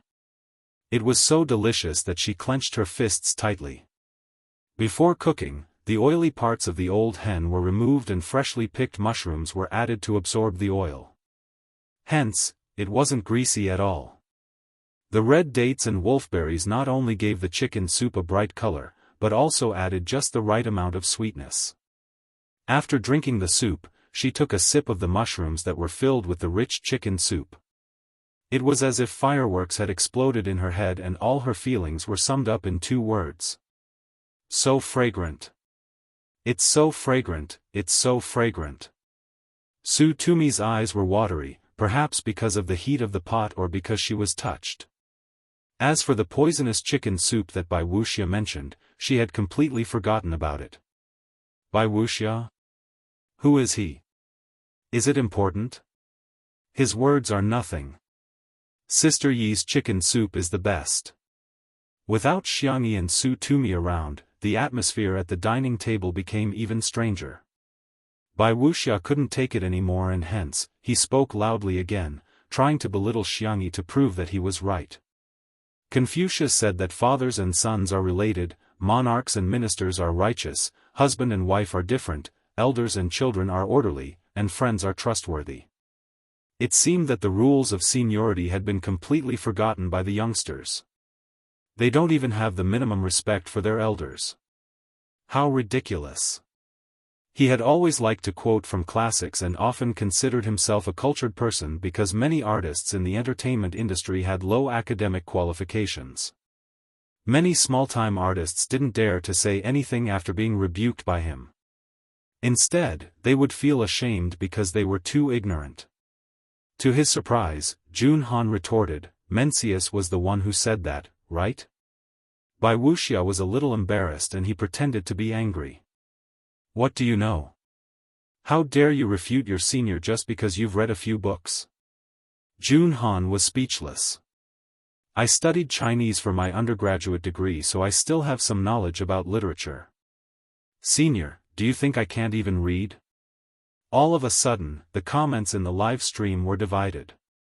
I just checked. It's indeed a quote from Mencius, but Jun Han seems to have no EQ by pointing it out like this. What's wrong with our Han Han pointing out seniors' mistakes? What era is it now? You're still abiding by those feudal dregs. While the netizens were arguing ferociously, Shui returned after feeding little Shiji. Bai Wuxia tried to get him to take a side and repeated what had happened just now. At that time, he had chosen the aspects that were beneficial to him. In the end, he said vehemently, tell me, shouldn't we listen to Confucius? Am I right? Shui said indifferently, anyway, I know that Zhou Shuren didn't say that. Bai Wuxia, he had no idea why Shui would mention this person, so he asked subconsciously, who is Zhou Shuren? In an instant. The other people at the table tried their best to hold back their laughter. The live stream became a sea of joy. Ha ha ha, Shui is so sarcastic. If you know how to talk, then talk more. Where can I buy your works? Is there anyone who doesn't know that Bai Wuxia has been pretending to be an intellectual all these years? Amidst the awkwardness, Jun Han said excitedly, I know how to answer this question. Using the tone of a primary school student reading aloud, he said, Zhou Shuren, a famous writer and thinker, Lu Sun. Chapter 467. When he heard the name Lu Sun, Bai Wuxia was stunned as if he had been struck by lightning. What? The netizens in the live stream were already mocking her. Han Han, are you a primary school chicken? What the hell is with the tone of this poem recitation? I'm going to laugh my head off. First, she said that Mencius was Confucius, and now she doesn't know that Zhou Shuren is Lu Sun. Bai Wuxia is the truly uncultured one. Let me give you a few examples. Sister E is from a top 2 university, Su Tumi is from the capital city drama academy, Jun Han School is a little worse, but it's still a top-tier university. Although Shui didn't go to university, she was the top scholar of the college entrance examination back then. Bai Wuxia is the only one who didn't finish junior high school. After a round of comparison, everyone seemed to have woken up from a dream and came to a sudden realization. It turned out that Bai Wuxia was the one with the lowest educational background among the people at the table. Of course, it didn't matter if he had a low education. The tolerance of modern society was still very high. However, Bai Wuxia's usual image was that of an intellectual. This time, it could be said that his image had collapsed, and it had collapsed completely. Bai Wuxia came to his senses and flew into a rage out of humiliation. Shui must have done it on purpose. Otherwise, why didn't he directly mention Lu Sun, but Zhou Shuren? Wasn't this deliberately making things difficult for him? After cursing Shui's 18 generations of ancestors in his heart, he pretended that nothing had happened on the surface. He laughed and said, I'm getting old. My memory is getting worse. I'm not like you young people, who can remember it just by reciting it. Everyone, it would be a pity if you didn't use your face to cover the city walls. Director Zhu was even more embarrassed. He felt that he had lost too much face in front of Li Jianyu. Thinking about how Xiangyi had suffered such a serious injury in order to save someone, and now she was disgusted by this kind of person, she couldn't help but want to compensate Li Jianyu, so she said, I heard that your overseas version hasn't passed the review yet? Li Jianyu said thoughtlessly, it seems to be going through the process. There's no rush. I'm already very satisfied that it can be broadcasted locally. Director Zhu's heart was as clear as a mirror. He said he was going through the process, but who knew what step he was stuck at? There were definitely people who didn't want two under one roof to become popular abroad. He pondered for 2 seconds and said, "I'll help you ask around. Maybe your overseas version will be broadcast earlier." Li Jianyu was dumbfounded. There was such a good thing? Was he some kind of European emperor? Why did it not only fall from the sky but also into his mouth every time? In order to cover up his previous mistakes, Bai Wuxia kept feeding him chicken soup more frequently. He was like a walking life mentor, spreading the truth wherever he went. However, there was a saying in this world, the more you talk, the more mistakes you make. If it was a recorded broadcast, then there was still a chance for post-production editing to remedy the situation. Unfortunately, today was a joint event between National Citizen and Two Under One Roof that was being broadcasted live. He originally had a group of hipster and bourgeois fans who had specially come to watch the live broadcast to support him. But when they heard Bai Wuxia's chicken soup that was full of flaws, they were really confused. Does Bai Wuxia have real skills? Why does it sound so weird? Shi Sui didn't say anything, but she raised her eyebrows slightly when he mentioned Xiangyi.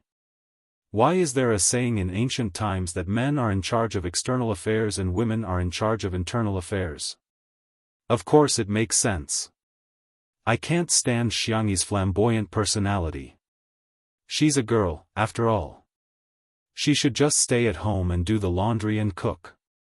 Who would like her to show up in public like a man? Chapter 468. In the live stream, what kind of confusing statement is this? Why does Bai Wuxia look like he's been bewitched? How dare he sow discord in front of the wife-protecting demon? Welcome to the live broadcast. The more Bai Wuxia spoke, the more enthusiastic he became. During the recording of the show, she's so keen on being in the limelight. She loves to show off. In everything, going too far is as bad as falling short. Besides, she has no respect for her elders and doesn't take her seniors seriously.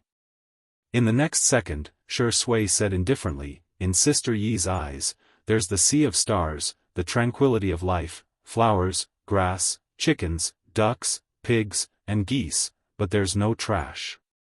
Whoosh! Bai Wuxia's expression froze, and then he looked at Shi Sui as if he had seen a ghost. The others at the dining table were speechless. Jun Han clenched his fists in excitement. As expected of Shi Sui, he's awesome. Bai Wuxia gritted his teeth. Shi Sui, what do you mean? Nothing. Shi Sui smiled faintly. Her temperament was gentle, and her tone could even be considered gentle, but her eyes were indifferent. I just feel that Sister Yi is such a good girl, yet she's being criticized by some people who don't know what she is. I just feel that, it's ridiculous and ridiculous.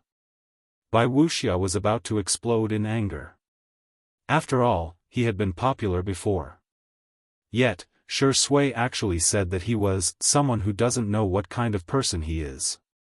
This was simply worse than being slapped in public.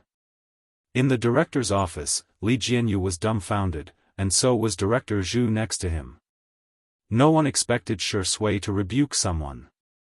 Ruan Qing, on the other hand, crossed her arms and seemed to be deep in thought. Is she defending her sovereignty? All along, Shi Sui and Xiangyi's relationship during the live stream had always been indifferent. The two of them didn't communicate much, but they gave off a comfortable vibe. However, things were different today. Shi Sui was showing his possessiveness towards Xiangyi. Ruan Qing curled her lips and clicked on Untimely Fashion's chat. She then slowly posted on Weibo. I'm serious. In the live stream, the bullet screen had already exploded. There were so many people's faces could not be seen clearly. Ah, Shuringdi is so strong. Voice breaking, Shi Sui doesn't care about anything else, but when you mention Sister Yi, she immediately switches into battle mode. Love. Bai Wuxia is really something. Of all people, he just had to go against Sister Yi. Isn't he just asking for trouble? Who said no one loves Sister Yi? Where's Spicy Tutu? Let me see your hands. It's the new year, it's the new year. Everyone, quickly think of a good location for the untimely wedding. How's the beach? The number of online viewers of Two Under One Roof had also reached an astonishing number, attracting the jealousy of countless peers. Recently, there had been a lot of people following the trend and doing live broadcast variety shows. However, no matter how hard they tried, they could only imitate and not surpass it. Nowadays, there were only a handful of people who could surpass 1 million online viewers. On the other hand, Two Under One Roof easily made millions of yuan. Tonight, it had soared to more than 9 million viewers. This figure made many people in the entertainment industry fall into deep thought. Why is only Two Under One Roof so popular? Where is its magic? Seeing that Wuxia was about to flip the table, the doorbell of the living room suddenly rang. In order to ease the tense atmosphere, another senior took the initiative to help. Jun Han, go run an errand and see who's here. Okay. Seeing that Wuxia had been defeated, Jun Han was in a good mood as he happily went to open the door. The first thing he saw was a bright and eye-catching silk banner. Chapter 469. Jun Han was originally standing in a sloppy manner, but when he saw the row of righteous police officers outside the door, he hurriedly straightened his back. All of a sudden, everyone in the live stream was complaining, "He looks like me when I stood in a military stance during military training." Jun Han asked nervously, "Police uncle, may I ask what you're doing?" "You don't have to call me uncle," Jun Han asked straightforwardly, "Police uncle?" "You'd better call me uncle. By the way, is Ms. Xianxia here? Are we here to give her a silk banner?" Huh? Jun Han was stunned for a moment before he hurriedly said, yes, I'll go call Sister E over right now." He dashed to the small kitchen and shouted as he ran, "Sister E! Sister E! There's a silk banner for you." At this moment, Jun Han still didn't know that because of this video, he would be made into a magical emoji pack. From then on, he would occupy half of the ghostly beast section and even have a place in the emoji world. Meanwhile, Wuxia was dumbfounded. The silk banner in the police officer's hand can't be for Xianxia, right? Xianxia washed her hands and came over. She had already dealt with the police officer who had given her the silk banner the last time, so she asked him if he had eaten dinner. The other party swallowed his saliva and then said seriously, No, Miss Xianxia, thank you for your great contribution in solving the case of a major fugitive. This is a silk banner and a reward for you." He unfolded the silk banner and there were 8 words written on it: frowny face, courageous and righteous, a role model for young people. There was also a brand new check. After the cameraman got the other party's permission, he zoomed in and took a close-up. The amount was written on it, 200,000 yuan. The live stream was instantly shocked. "I know about courageous and righteous acts, but what's with the major fugitive? This is the second time Sister E has received a silk banner, right? The police officer also gave one to Sister E during Mingxi Boys High School last time. Damn, a reward of 200,000 yuan is usually given to the most vicious criminals. What did this little vase do to earn so much money? Don't think too much, she must have provided some clues or something. With her small body, it's good enough that she doesn't cry when she sees a criminal." Many people thought that Xianxia might have seen the criminal and reported the case, but in the next second, she was slapped in the face. "Madam Xianxia, on behalf of the South City Police, I would like to express my gratitude and respect to you. Thank you for seeing injustice and lending a helping hand to capture the fugitive. All of them. Stand at attention and salute." Several policemen straightened their bodies in unison and saluted Xianxia with a standard salute. No one knew better than them that if it weren't for Xianxia, the fugitive might have hurt Su Tumi or others, or he might have escaped and continued to commit crimes, leaving behind victims and broken families. However, Xianxia had ended all of this. Director Zhu cooperated with the investigation and sent a copy of the video to the officials. The group of men fell silent as they watched Xiangyi fight with the other party. Her face was red from holding back her breath. As for Bai Wuxia, who stood by and watched them die, a few policemen glanced at Bai Wuxia. Although they didn't say anything, the disdain in their eyes was real. Xiangyi bowed slightly and said in a humble and gentle manner, "Thank you. However, this isn't my credit alone. It's the result of the concerted efforts of Jun Han and the staff of National Citizen." Someone in the live stream raised a question. "Hey, why didn't Sister E mention Bai Wuxia? Didn't he boast that he contributed the most?" Chapter 470. Haha, that's right. Weren't you bragging to the heavens just now? Why are you so quiet now? I'm laughing my head off. Look carefully behind, Bai Wuxia is hiding from the camera. He must be feeling guilty. Bai Wuxia was burning with anxiety when he saw that the banner had been awarded to Xiangyi. Wasn't this equivalent to slapping him in the face in front of millions of viewers? Bai Wuxia wanted to use the bathroom to get away with it, but for some reason, a cameraman happened to block his way. Xiangyi's personal cameraman, Old Zhang, smiled at him meaningfully. "Humph, you stole Sister Yi's credit and now you want to run away? Dream on." Bai Wuxia was speechless. Damn it, is this person crazy? He was already depressed enough. Not far away, Jun Han's applause could be heard. "Good, good, good. Sister E is the best. Sister E is the best." He could be considered a primary school student. The others at the dining table knew what was going on and also applauded. For a moment, the scene was like a commendation ceremony where students went on stage to receive awards. Bai Wuxia was caught in the middle, like an outlier. He had an awkward expression and didn't know whether to applaud or not. There was a lot of mocking laughter in the live stream, but there were also a few die-hard fans of Bai Wuxia who tried to defend him. Xiangyi is stealing Teacher Bai's credit and honor, right? I'm speechless, she's getting all the limelight. If it weren't for Teacher Bai, would the vase fairy have gotten this banner? Teacher Bai looks so pitiful. He's already so old, yet he's still being isolated. Could it be that a certain female celebrity is leading a small team to ostracize Teacher Bai? Of course, these brainless comments were quickly rebutted by the spicy Tutu fans. "Sorry, our Sister E is just that outstanding, you're the only one who's awesome, who knows the truth, okay? Some people are pitiful and deserve sympathy, but Bai Wuxia brought this on himself, okay? Why didn't he use his eyes and brain?"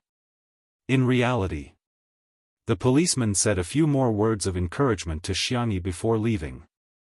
Jun Han reacted quickly and took the silk banner from Xiangyi. "Sister E, your hand is injured. Let me take it for you. Let's interview you. How does it feel to hold a silk banner for the first time?" Shi Sui carelessly tempted Xiao Naofu with a piece of dried fish. She smiled lazily and said, "This isn't the first time our Sister E has held a silk banner, everyone. Why do I feel like you're even prouder than Sister E?" Xiangyi pursed her lips, feeling a little embarrassed. "It's really not my work alone. It's the result of everyone's hard work. Director Zhu, please help me distribute the money. Everyone has worked hard." Everyone expressed that the money was meant for Xiangyi and they couldn't accept it. At this moment, Bai Wuxia suddenly appeared with a magnanimous look. "Since you've said so, then I'll be the agent and divide the money. I don't want it. I'll give you more." Those who didn't know better would think that he was a noble person. Even the people who were criticizing Bai Wuxia hesitated and stopped typing. He doesn't seem that annoying after all. Bai Wuxia was very proud of himself. He felt that his ability to react on the spot was too brilliant. Look, didn't I just avert the danger and get a good impression of myself? Young people are still too inexperienced to fight with me. However, in the next moment, the girl's calm and indifferent voice sounded. "Senior, you're worrying too much. I never intended to give you this money." Chapter 471. Xiangyi's voice fell.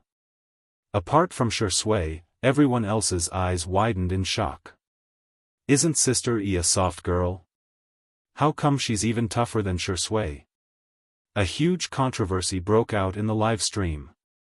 Some people felt that Xiangyi was too rude, while others felt that there must be an inside story. More people sent links to the live stream of Two Under One Roof to invite their friends over.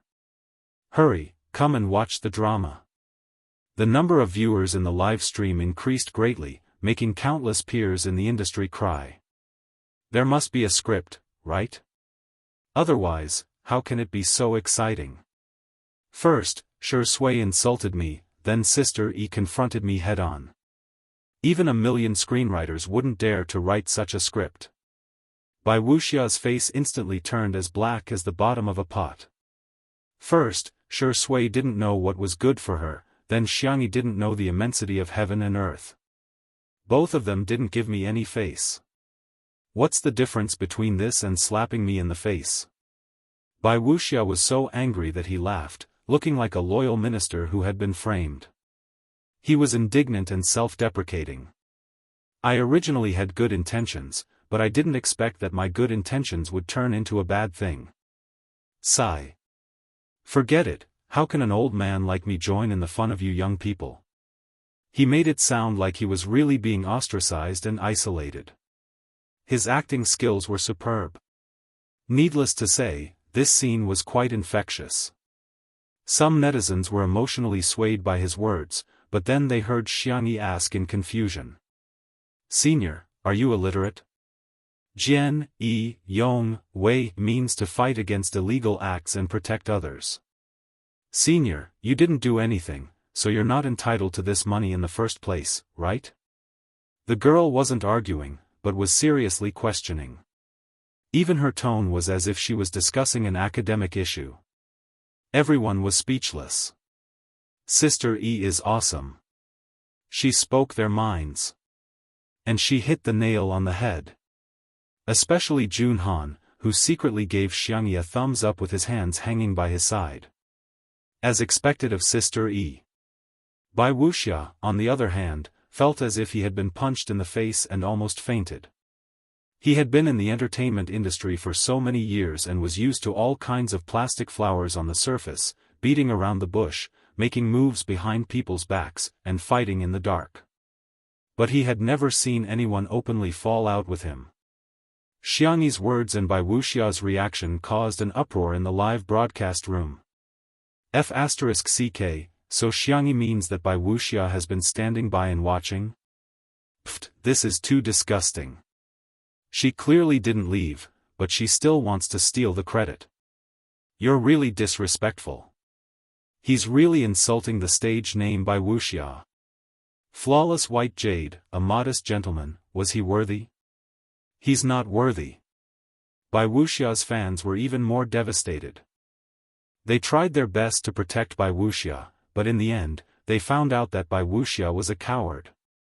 Who could bear this? You can choose not to save them.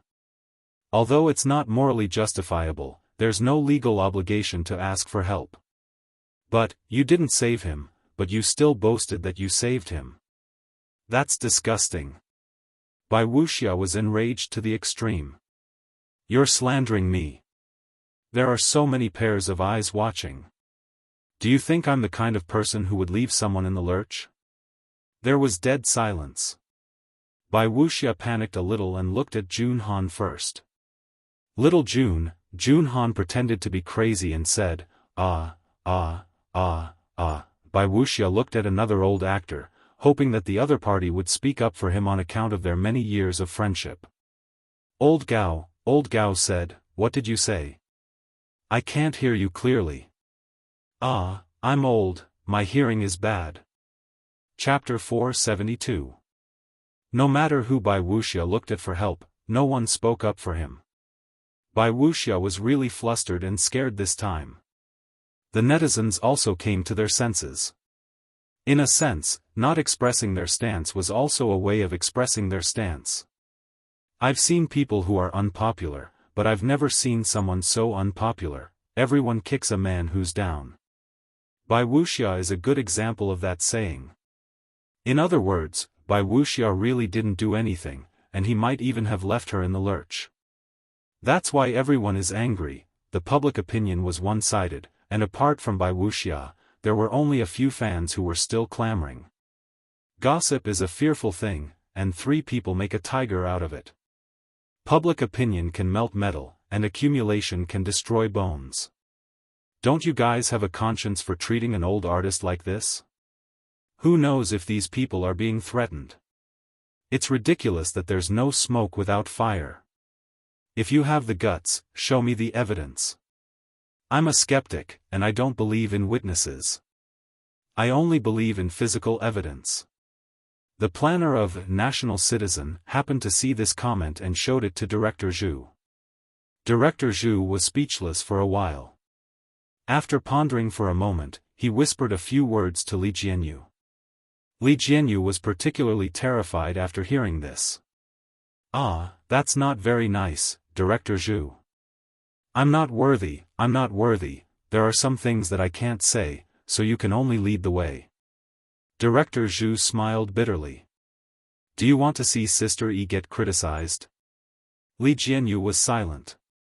After spending so much time together, he had long been conquered by Sister Yi's culinary skills, her personality and charm.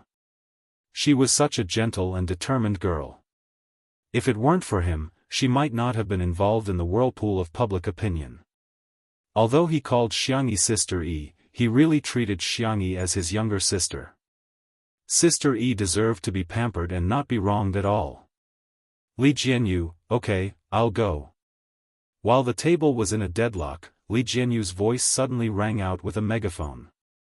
"Dear viewers, please keep your eyes peeled for National Mass Workout on Saturday at 8 p.m. This episode will feature the newly crowned Best Actress Su Tumi, the powerful idol Jun Han and other celebrities, as well as our sister Yi and Shi Sui. Of course, I'll also have 3 seconds of HD 4K footage. Welcome to the show." While the guests and audience were dumbfounded, he even coughed and said, "Director Zhu, it's time to settle the advertising fees." In an instant, the netizens began to mock him. "Why are you calling him Director Zhu? Call him Daddy. Son, why are your advertisements always so unexpected? Wow, there's actually a 3-second scene. Our Yuyuzi's online debut must be a flowery one." The audience didn't understand the deeper meaning, but Bai Wuxia understood instantly. Director Zhu didn't seem to say anything, but he was actually expressing his stance through Li Jianyu. Video. The production team must have a video. Bai Wuxia was scared, angry, hateful, and regretful. His emotions reached a critical point and he couldn't help venting all of them to Xiangyi. "Get lost. Get lost. What right does an artist like you have to participate in the recording? If it weren't for Xiangyi, would I have turned a blind eye to her plight? If it weren't for Xiangyi, would I have ended up like a clown?" Bai Wuxia's facial features were distorted, and his originally elegant and handsome face became extremely menacing. Everyone was watching. The slender and fair girl glanced at him indifferently and said calmly, "I don't mean to offend you. I'm just reminding you that this is my home." Chapter 473. "This is my home." Those words were like a curse that kept repeating in Bai Wuxia's mind. He had completely lost control of his expression, as if he had heard something extremely terrifying. Bai Wuxia had never watched Two Under One Roof, nor had he heard the conversation between Xiangyi and Director Zhu. Hence, he had no idea that the manor belonged to Xiangyi's family. At this moment, his pupils constricted and he almost vomited blood. Such a large manor actually belongs to Xiangyi's family? Bai Wuxia choked for a long time before saying, "Okay, I'll leave then. I'll leave, all right?" He thought that someone would more or less try to persuade him to stay. However, something awkward happened. Be it the veteran actors, Jun Han, or Director Zhu, no one in the production team of National Citizen tried to persuade him to stay. That was not the worst. The one who dealt the most critical blow came from Shui. The man was elegant and gentle. Sorry for the inconvenience. Take care, I won't see you out.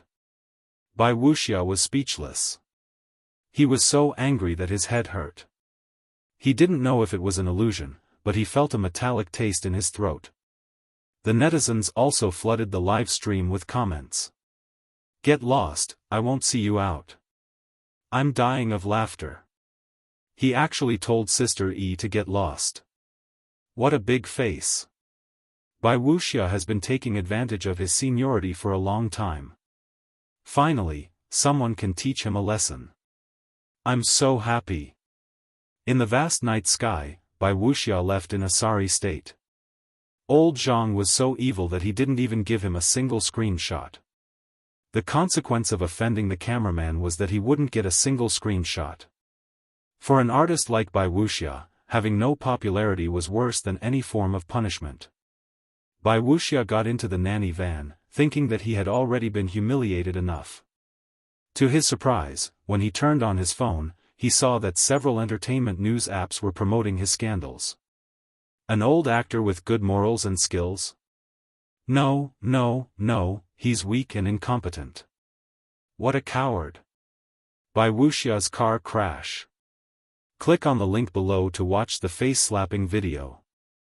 Who would have thought that the former Bai Wuxia would turn a blind eye to his plight? Bai Wuxia was so angry that his blood pressure rose. He was furious. How can these reporters write nonsense? Tell them to delete the manuscript. Tell Amen, if they don't delete it, I'll sue them. This was creating something out of nothing. It's just a rumor. The assistant trembled. Teacher Bai, something happened. Auntie Jean was Bai Wuxia's loyal fan since his debut. She had also changed from being called Xiao Jean to Auntie Jean. When she found out that Bai Wuxia was participating in the live broadcast, she had been watching. In Auntie Jin's eyes, Bai Wuxia had his own filter.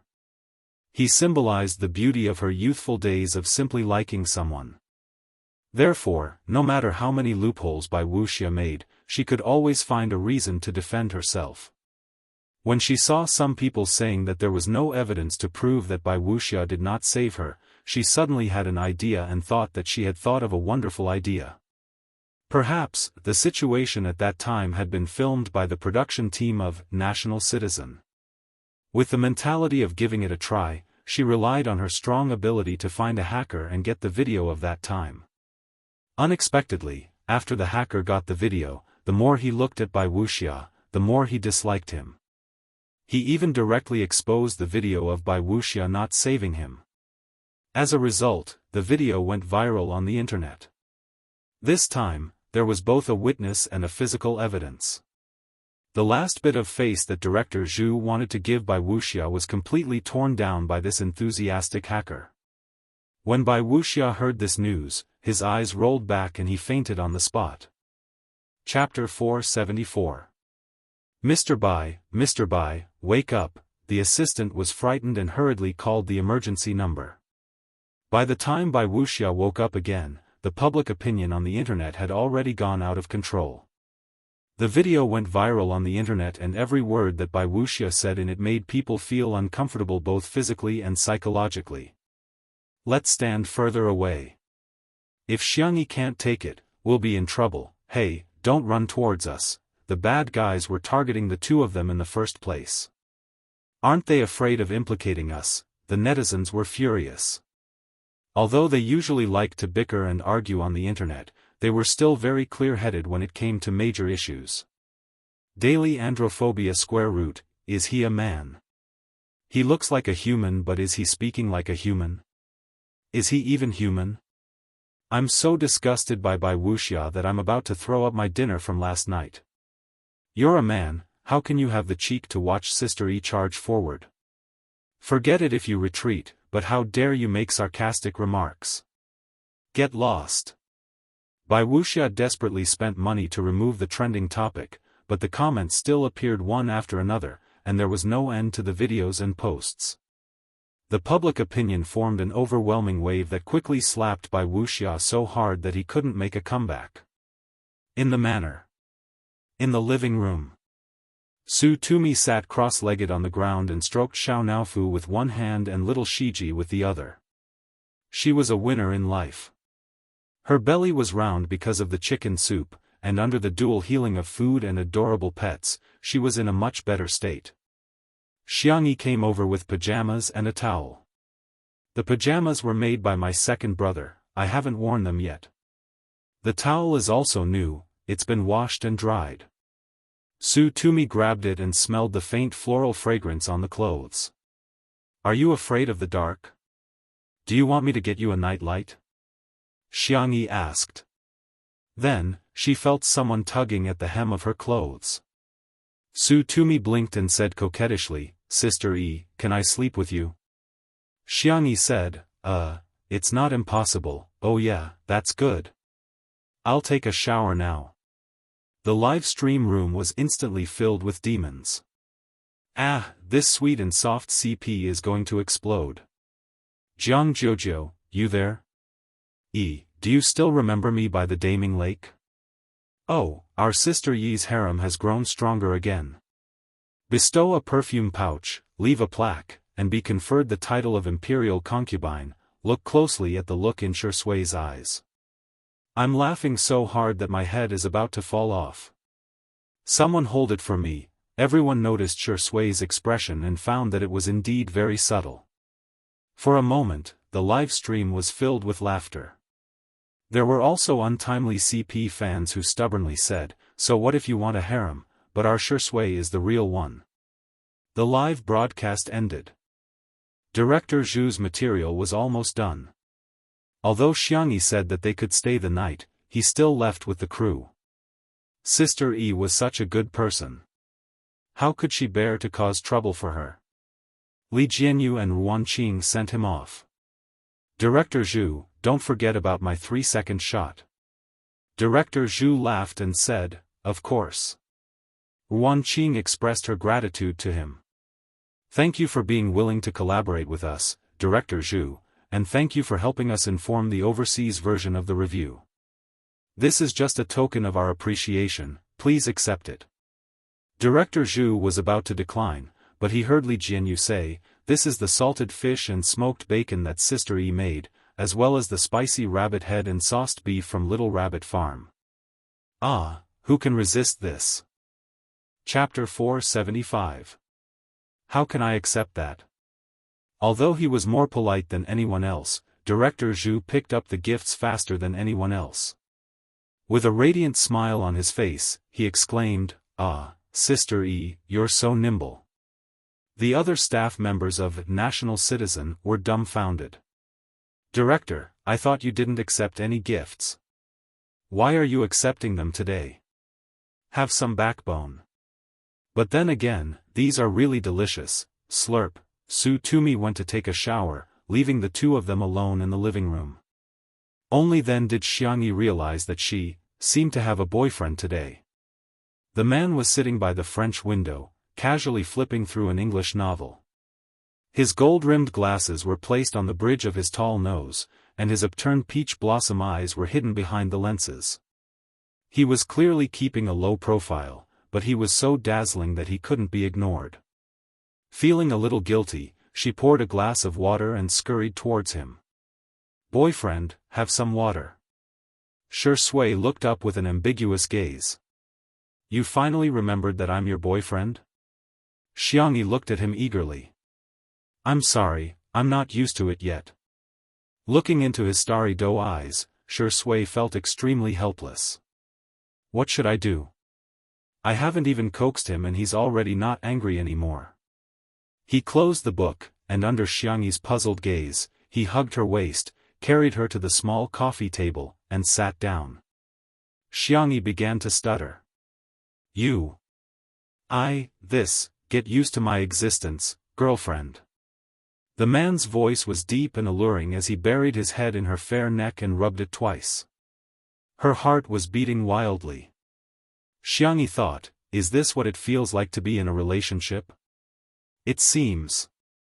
I'm happier than I imagined. However, when she thought of Shui's misogyny, she was a little worried. Don't you hate girls very much? Don't you feel uncomfortable? Shui chuckled softly. You're different from others. A long time ago, he discovered that he didn't resist touching Xianxia, but at that time, she was still too young and he wasn't a beast. Hence, he didn't think that they would be together. Even now, he still wasn't sure if it was true. Xianxia tentatively wrapped her arms around his waist. How about this? Shui looked into her eyes. No. Xianxia was a little excited and nervous at the same time. She moved her hand up and placed it on Shui's shoulder before hugging his neck. It was a very intimate gesture. What about this? Shui's Adam's apple bobbed. The two contradictory qualities of abstinence and sexiness were mixed together to create a seductive aura. His voice was hoarse. Sister E, do the words you said in the hospital still count? Xianxia asked, which one? She thought for a while. The kiss one? Shui's eyes darkened. Yes. The tips of Xiangxi's ears were red. Her voice was soft, but it was childish and fierce. Boyfriend, boys should be more reserved. Shui thought. Does this girl have some misunderstanding about me? Am I not reserved enough? However, he didn't want to push Xianxia too hard. Some things were better to let nature take its course. Suddenly. Chirp. The girl left a light and soft mark on his cheek. Shui was stunned. Xianxia pretended to be calm. Okay. Since you're my boyfriend, I'll satisfy your small request. Before she finished speaking, a tall figure suddenly shrouded her. A strong and dangerous aura filled the air. Sorry, Sister E. I can't be reserved. Chapter 476. After he deliberately lowered his voice, her legs turned to jelly. Xianxia felt that the little deer in her heart was about to faint. There are cameras. There were fixed cameras installed in the living room. They're all turned off. What if someone sees us? No one's watching. Shui rubbed her ears and watched as her milky white skin instantly turned red. No one knows, huh? Xianxia expressed assent, feeling dizzy and muddle-headed as if she was soaking in a honey pot. Even the bubbles that came out were honey-colored. The ambiguous atmosphere was fermenting uncontrollably. Even the air had become sticky. The atmosphere was just right, but it was interrupted by Xiao Naofu's cries. Meow. Meow meow. Xianxia snapped out of her daze and turned her head, only to find that Xiao Naofu had jumped onto the coffee table and was looking at her with a look of disbelief. Stupid woman, you're actually in a relationship with this dog of a man. This isn't real. No. Xiangxi's face suddenly burned. Ahem, Xiao Naofu, as you can see, we're dating. Afraid that Xiao Naofu wouldn't understand, she deliberately explained, he's my boyfriend. Like a bolt out of the blue, Xiao Naofu took 2 steps back and sat on the ground, as if it couldn't bear the shocking blow. Meow. The little kitten's cries were filled with grief and indignation. Little Shiji immediately scurried over and circled around the coffee table foolishly. Shui was speechless. His temples throbbed a few times and he suppressed the urge to beat the kitten. As if declaring his sovereignty, he tightened his grip on the little girl's slender waist. Sister E. There was a trace of enchantment in the man's pleasant voice. Help me take off my glasses. Xianxia, who was still thinking about what delicious food to make to coax Xiao Naofu, helped him take off his glasses in a daze. In an instant. It was like a scene in a movie where light and shadow intertwined, creating an ambiguous tone. In the quiet room, all the soft sounds were extremely clear. From lingering affection to almost crushing possessiveness. It was passionate and charming. Xiao Naofu's furious roars and little Shiji's puzzled barks could also be heard. When everything was over, Xianxia almost lost her balance. Fortunately, Shui caught her in time. His slightly calloused fingertips gently wiped away the water droplets on the girl's lips. Sorry, I couldn't help it. Just a little. Xiangyi's face was as red as a tomato. She curled her toes and didn't know where to put her hands. Xiao Naofu screamed angrily and jumped over to scratch Shi Sui. A certain movie king who was satisfied naturally let it scratch him. Very quickly, a few scratches appeared on his muscular forearm. The man immediately complained, "Sister E, it hurt when it hit me." "You deserve it." Despite her words, Xiangyi still picked up Xiao Naofu and coaxed softly, "Don't hit him, he'll hurt." Xiao Naofu, meow meow meow. "Don't I feel heartache?" Shi Sui leaned over and asked innocently, "Sister E kissed me. Why don't I kiss you instead? It'll be an indirect kiss." Xiao Naofu kicked its short legs in the air. Meow meow meow. This sentence is too meow meow language, it can't be translated. Xiangyi covered Xiao Naofu's ears and said shyly, "Don't say such things in front of it. Kittens can't listen to such impure things." Shi Sui chuckled. She thought to herself, not only does he dare to say it, he also dares to do it in the future.